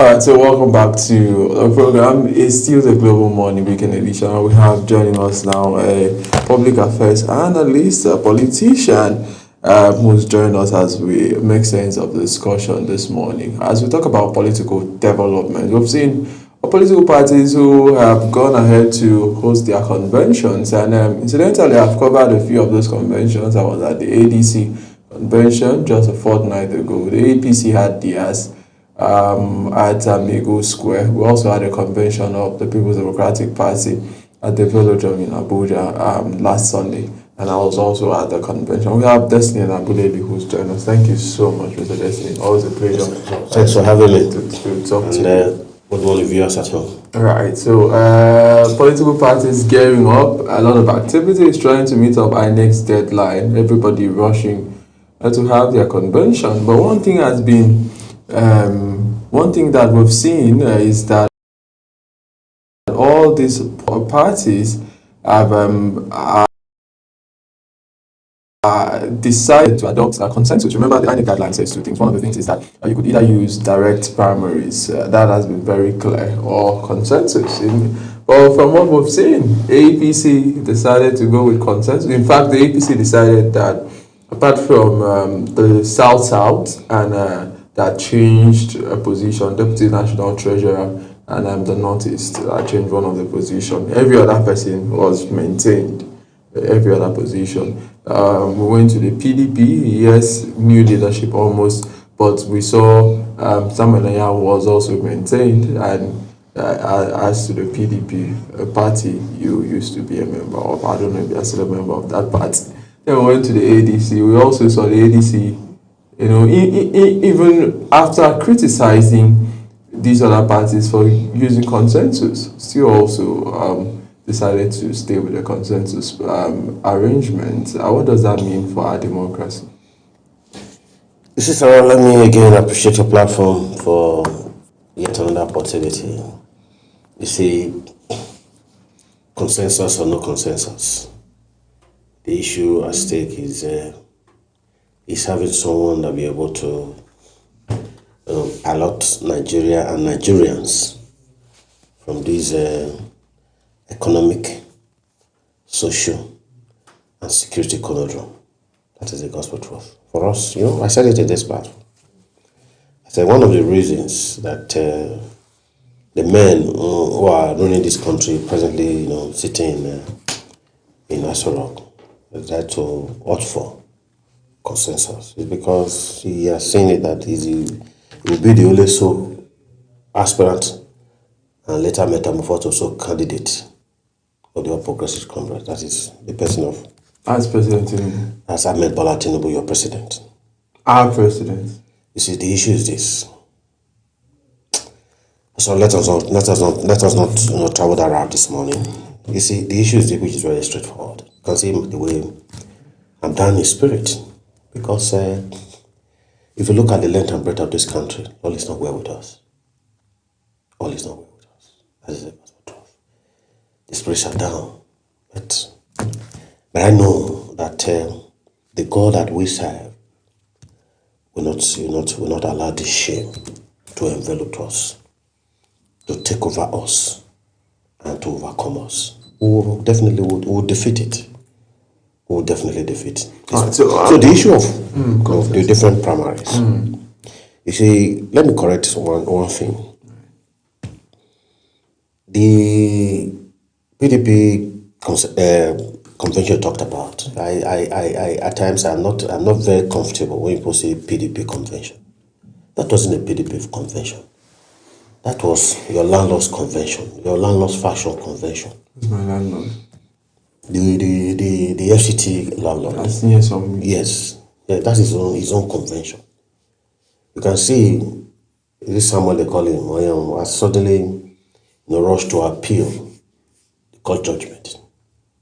You see what has happened, and we have continuously appeal to these persons who are currently running this country to be very careful in dealing with people. See, the buck or the power resides with the people, not with those in the helm of of affairs. Yes, they might have the liquid cash to manipulate. They might have the security apparatus to oppress, to intimidate, and coerce the people. But once the people resolve, it's fighter and farmer. So for me, what you have seen them doing, all is nowhere. Because the news we get every day is demoralizing. It's as if we are not living. We are all a moving corpse. You know what that means? From what we have seen, we are all, with utmost humility, a moving corpse. It is a foolish man that will say that what befell his or her neighbor is good for him or her.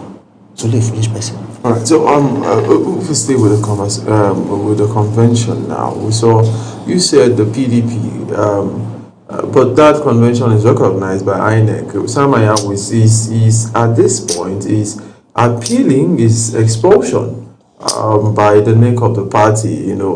Some time ago when he's saying he was the national secretary would have signed, but those are internal party disputes which the Supreme Court, we've known time and time again, have said political parties should settle their disputes, and we do not know how that interpretation has come out, because we keep seeing disputes at every time get to the Supreme Court. Since we're talking about political development, let's look at to these conventions. We've seen just like when the PDP went ahead with the Turaki leadership to have a convention, there was a subsistence court order that the ADC should hold on from the convention, but they went ahead to do the convention. And now the PDP have done their convention, the leadership disputes has gone to the Supreme Court, right? And the courts may decide anyways. And the PDP might be in a position not even to have a president, to have candidates in 2027. Let's talk about harmonizing leadership. And, but before then, I'd like to stay with this consensus. Choosing consensus as a way of selecting leadership in Nigeria, is it democratic? Because now we no longer even have the indirect primaries, the delegate system. We don't have it again. So the Electoral Act leaves us with either consensus or direct primaries. And direct primaries can be very costly and time consuming to carry on. You see, let me quickly say this. If, for instance, the issue of Ibadan Convention wasn't that important, why is Sam going to appeal? Why is he going to appeal? He's appealing his expulsion. Definitely. Where was he, expelled? No, he was already suspended by the NEC meeting, 102 NEC meeting of your party. Definitely. So if you say that the issue of leadership, although you have said it all, you have answered the question yourself, that it is internal. So you can see, I don't know whether you listen to the erudite scholar, a professor of law, Simon Sumbo, when he adumbrated, you saw he analyzed it, and he even tried to extend, a tutorial to your chairman of INEC, Professor Makputon. Our chairman of INEC. Your chairman of INEC. I've said it twice with that number. I've been issued from the very beginning that he's not a sincere person. And I stand by it today, tomorrow. I stand by it. I know what I'm saying. And thank God there are revelations coming up. It's not fit and it's not proper to be at that shadow of leadership. Cast as fashion. It's not an aspersion. What is an aspersion? You see, I told you. I said it here. I said I hate using allegedly. It's not in my English lexicon. I hate it. If I'm not sure, I don't say a thing. If I'm not sure, beyond reasonable doubt, that even when I stand before the Almighty Creator, I'll say on my honor, I'm here to speak the truth. The truth and nothing but the truth. Because I know definitely if I say something contrary, my life is at stake before the Lord Creator. With utmost humility, we don't have judiciary in this country anymore. We don't have. Because they are all now becoming the arm wing of APC and Bola Ahmed Tinubu. You see, those are not proven. Oh my God. Sorry, I understand your point. Most especially journalists. I understand you guys' hands are tied. And I understand perfectly. And I sympathize with you guys. I know what you guys are passing through. I know I sympathize with you guys. So I understand perfectly. So because I'm working on the research. I'm trying to look at it vis-a-vis journalists and journalism in this dispensation from 1999. What have you been recognized? Have you been, aside being a what's it called to the various governors and what have you, chief press secretary and all of that, have you been given a pride of place? I'm doing the research. I just want to vis-a-vis look at the First Republic and the Second Republic, the likes of Antonio Narro, Soba and the likes. So I want to look at, are you at the forefront? Because I can see a drift. People, you don't have the zeal, you don't have the spirit to defend the spirit and letters of journalism. No, see, we have journalists. So Nigerian journalists have done exceedingly well. There are very few. We are very few. That's why I said I understand your plight. Those are relative. Let's go to the nitty-gritty. Right. Let's go to the nitty-gritty. You see, the issue is this. As I have said, the framers of the Electoral Act amended. They were trying to, in 2022, they brought about this consensus and what have you. Unknown to them, that they were shooting or perhaps shot themselves at the foot by excluding them from the primaries. If you can still cast your mind back to 2022 Electoral Act as amended. So what that means is this, which is very simple. The man presently, occupying the Aso Rock, as I have said earlier, is aware that he will be the only soul. See, he's not bothered about Nigerians or whoever that is after him. You saw what is happening in APC now, and they have come out to say that there's no automatic ticket for a senator, reps, whatever. That the only automatic ticket is to Tinubu and his vice. So we're back to square one. I told them, I advised some of my friends, some of my colleagues at the Edo State House at that time, that politics is deeper than the eye can see.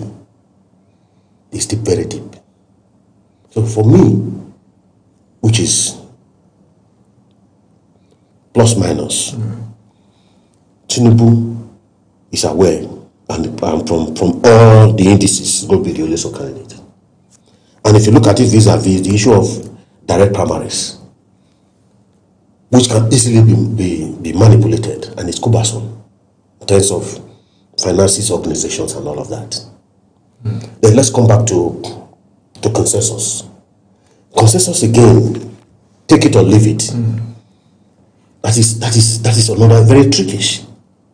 Because if you and I are vying for same seat, until you agree, there's no consensus. And if you decide not to agree, what that means? We will not have a candidate. We will not have a candidate. And if the leadership decide to say, okay, use their power to have me, as the party flag bearer at that particular constituency, you might decide to challenge in the court. And you will definitely win. So it's at a crossroad. So they are putting this country into a mess. As I speak, it's a mess. Politically, economically, security-wise, socially, it's in a mess. Serious mess.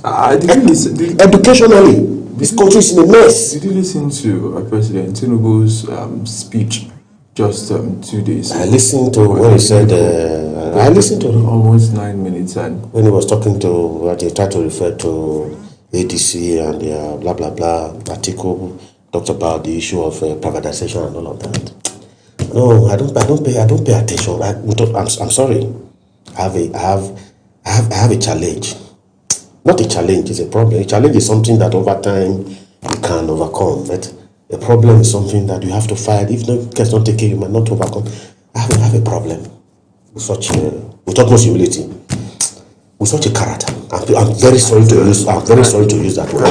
Let's look at what we've seen, because it seems like you mentioned, the consensus is about people meeting, people talking, people deciding, accepting, collaboration. Although one of the fears that a lot of Nigerians have is that the political bigwigs may use their influence to intimidate or coerce candidates who may not have wide acceptability. Because just yesterday we've seen a Senator Wadada, who is a senator representing Nasarawa State in the Senate. It was being led by Governor Abdullahi Sule to President Tinubu as a consensus candidate that has been agreed upon in Nasarawa. We saw the same thing in Osun State, where Yayi was also led by the governor as a consensus candidate being agreed. Is that something that, did we ever have a time where we were so settled on candidates who are consensus candidates? You see, I have said it. The consensusship arrangement, it is for Bola Ahmed Tinubu and for his cronies. I must be very frank. But you could still have won, even if it's a direct primary. Not for the betterment of Nigeria. You could have still won, even if we had a direct primary. It was, remember, it was the House of Representatives and the Senate that passed this into. That's exactly what. Look at the Senate. Can you differentiate this present You National have a Assembly? senator representing you. Can you differentiate this National Assembly with Ahmed Bola Tinubu? They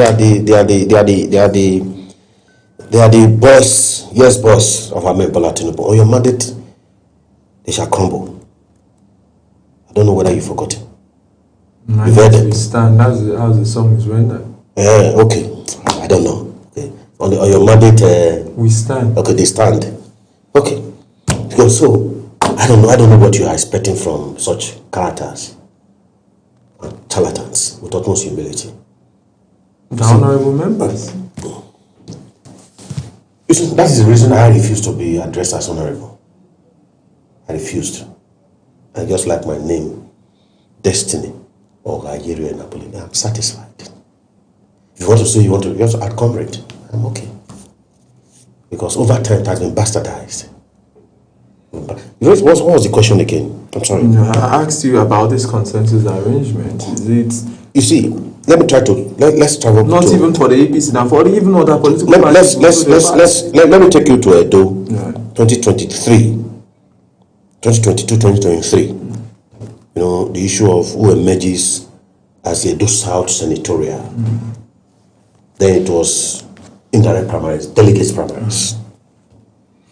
The person of Honorable Matthew Agbunwonze-Idoekewen, who was vying for the senatorial seat, and a city senator, Senator Matthew Orogide. You can go and verify. From all indication, Matthew was governor's candidate, Obaseki, by principal. No, that's Matthew Idoekewen was governor. Let me specify. If I say Matthew now, you might be Matthew Idoekewen. No, Matthew Orogide was Obaseki's candidate, trying to compensate him for one or two of them. But Matthew, as a man of the people, a grassroots politician, who at one time was the majority leader of the Edo State House of Assembly, the NDDC commissioner, and all of that, were able to meander, do the politics and the politicking. He was smart and defeated a city senator. You can go and verify. So this issue, if we were to be in this arrangement, you and I know what would have happened. Matthew Urogide would have had his way. Would have. Because the governor would say, okay, what have you come? You know, this SYC, just like what they are plotting now. And definitely trying to use the state definitely to suppress him. Right. So, but one of the issues that you've run in elections and you understand how costly indirect primaries, a lot of persons were complaining. We've had complaints of where delegates are lodged in hotels. Sometimes delegates are even hidden People go about to look for them, say where are the delegates. Their phones can go through when we have conventions or when there are votings to be done.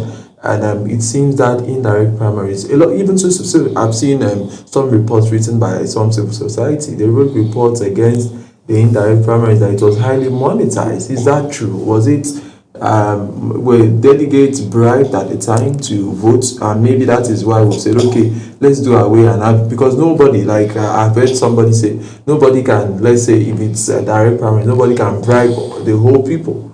So the will of the people will come. Let me say this. In every system, there's usually the ugly side. I'm not doubting that. Which is not cumbersome. The delegate system or the electoral system, which is more cumbersome. The electoral system, which is the direct primaries, is more cumbersome. You know what it means to move all the party members from their various homes to a voting center. There are processes, preparations. At any rate, how many parties with the new, most especially the opposition parties, that have the financial wherewithal to organize the direct primaries, that's the electoral primaries. It's difficult. Yes. Is it the ADC that are unable to, the lack resources in terms of putting up a small convention? If you looked at it, I doubt whether there was a live broadcast. There was. Okay. I knew a few TV stations. Unlike those in Sado presiding over this country, the ADC, try to look at it vis-a-vis. Which one is more conspicuous in terms of arrangement and preparations? So that is the point. Right. For me, it is more economical. With utmost humility, with the delegate primaries. More economical. We even had this last election. We saw videos on that delegates were coming back with dollars, saying they were given these. All of those arrangements. You even know that sometimes delegate lists are still owned by the same governors.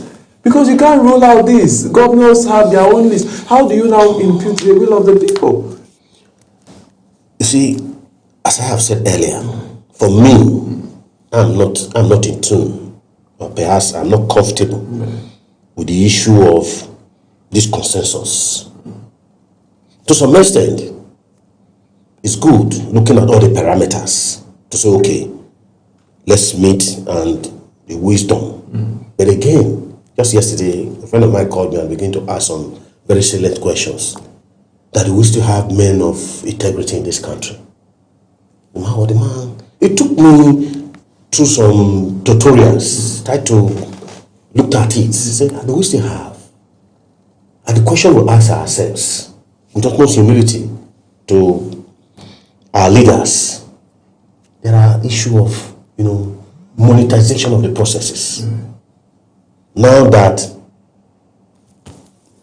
the Yahoo boys have colonized the political system, it is difficult to say, okay, in a build-up to electoral process, that you will not share shishi. I don't know if you are getting that you will not share shishi. It's difficult, whether you like it or not. There are some states, because of some states, those that are in side of leadership are well-known Yahoo fraudsters. Even some recently, some scholars have,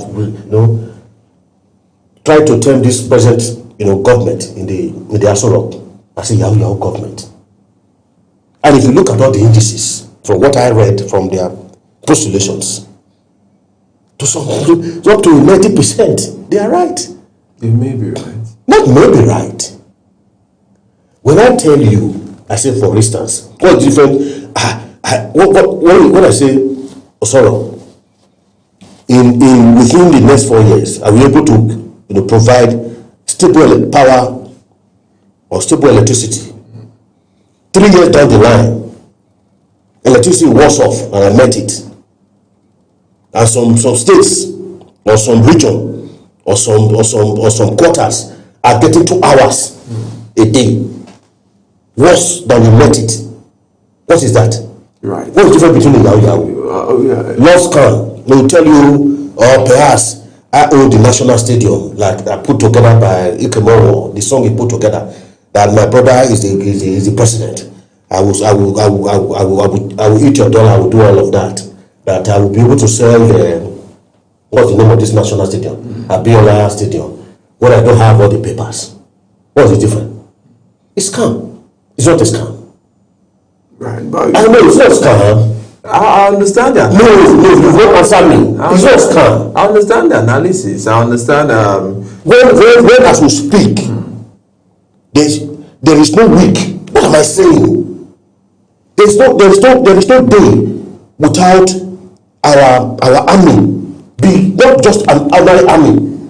The senior echelon. There is no week you don't hear 1 killing or 2 killings or the other. Right. So let's still talk about that. There's no day you don't hear of kidnapping. Just 3 days ago, 2 or 3 or thereabout, a JAMB student that going to write JAMB in Ezumot Benue, the whole bus was kidnapped.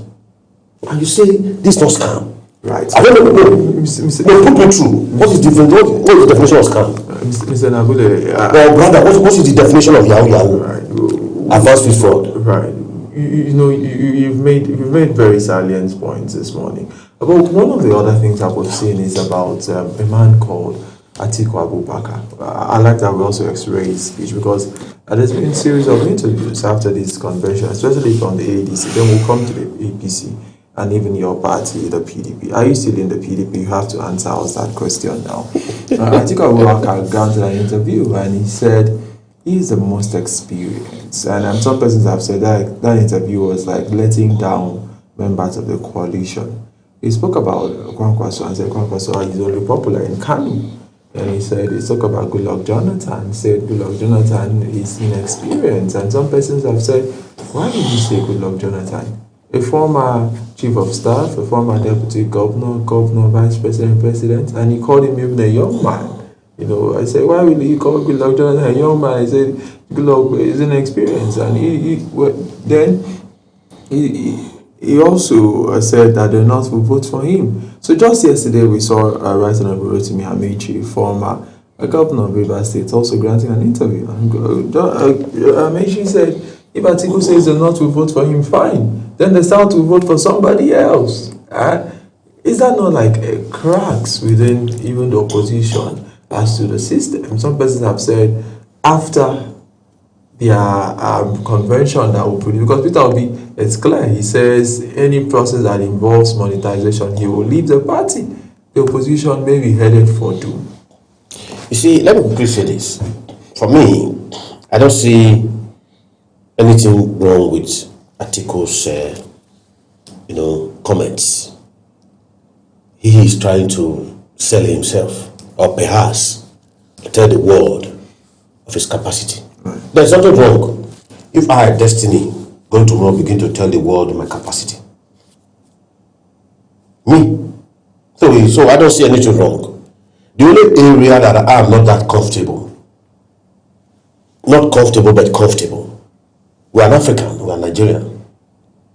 You know, if you say with utmost humility to the revered former president, I respect him a lot, Goodluck Jonathan. He's a man that I come shine rain, I respect a lot. Yeah, Atiku is older than him in terms of age. So for me, if you say that young man, then Jonathan need to be very proud that he belongs to us, the young guys. If you ask me, I don't see. For me, it's not derogatory.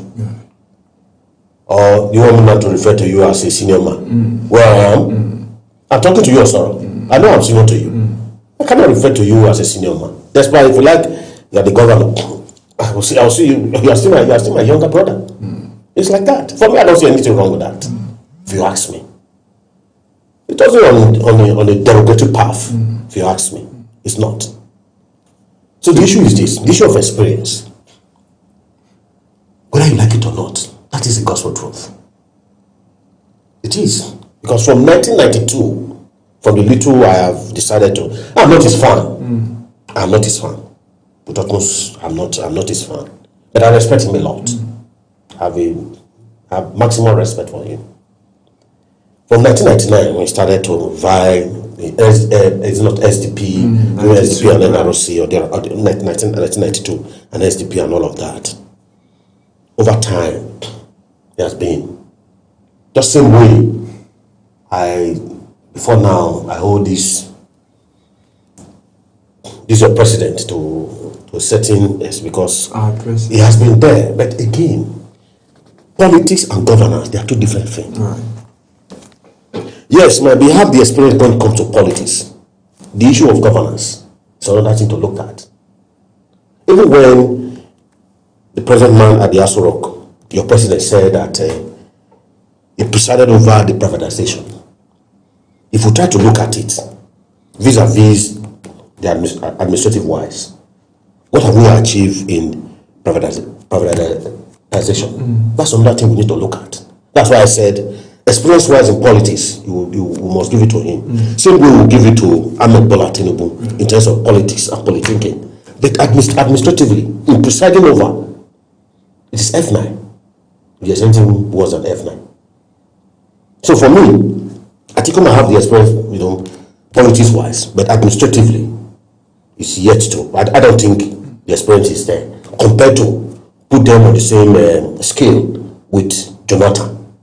In terms of administrative-wise, Jonathan has had more experience. If you ask me, but politically, he might say that that you have, but there's no doubt about that.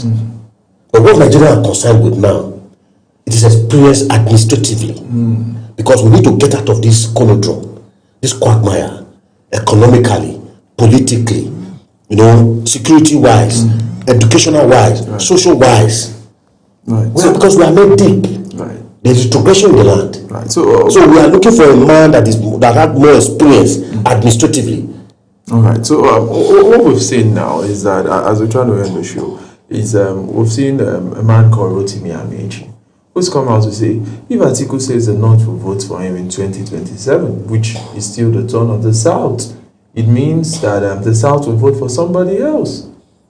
How do you respond to that?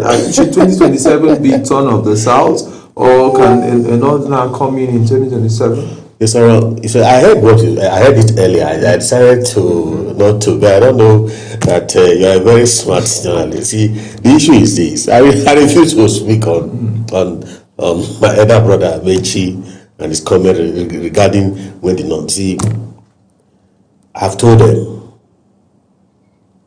you see, a crack is too early.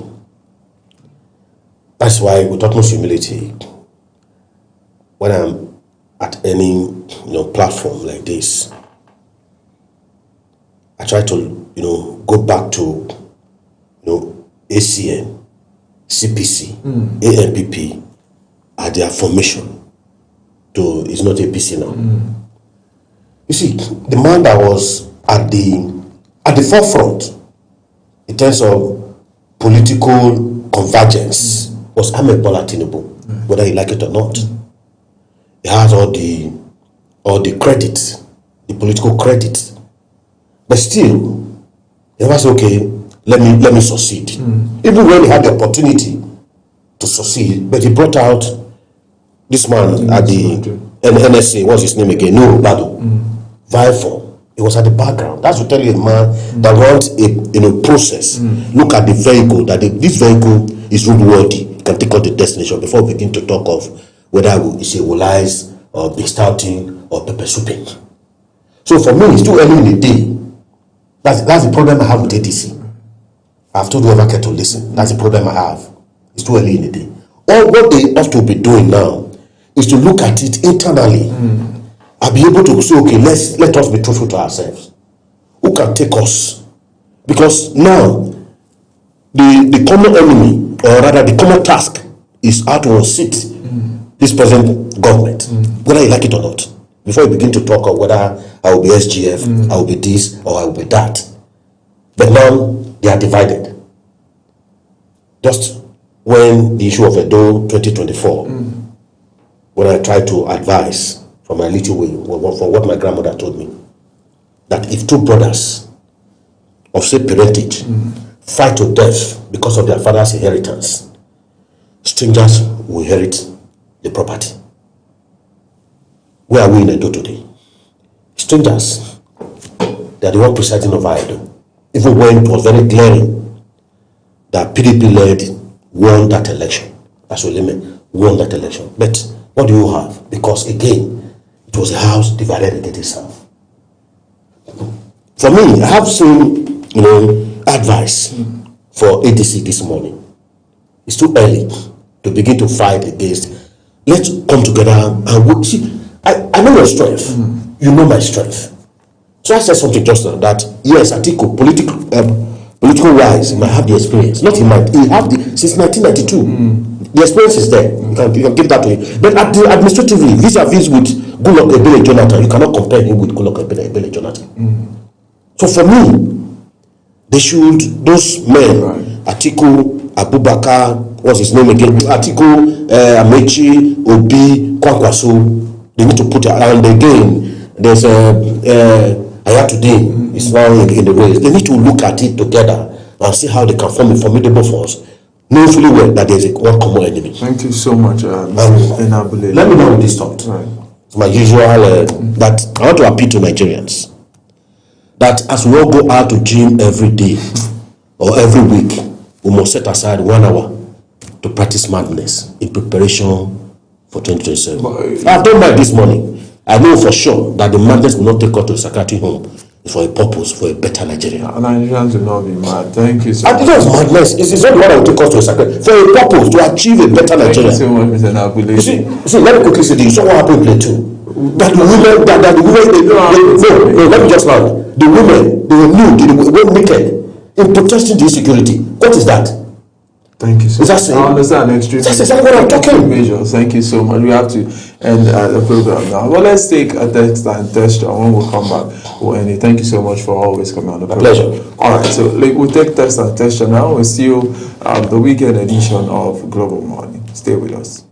Let me specially welcome you to this episode of Taste and Texture. Today we are going to be preparing shawarma bread and fried eggs. Get your fresh shawarma bread from any supermarket of your choice. Get fresh eggs and oiled veggies and seasoning of your choice. In a clean bowl, crack your raw eggs and add chopped red bell pepper, green bell pepper, chopped carrot, spring onion, and whisk together with the eggs. Get a frying pan, add vegetable oil, allow it to heat for a few minutes.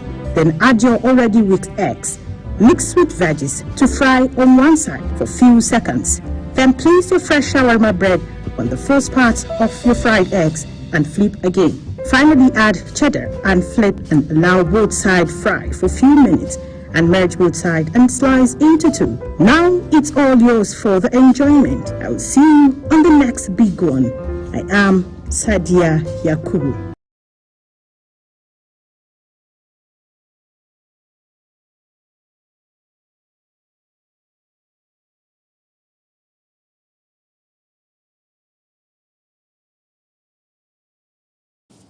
All right, so welcome back. This is where we get to end the show this morning. We've had a very eventful conversation. Mr. Ramsey, thank you so much, Ramsey, for your wealth of knowledge and your time on the program this morning. Well, thank you very much, Ubong Usoro. It's been a very wonderful time on Global Morning Weekend Saturday edition, I must confess.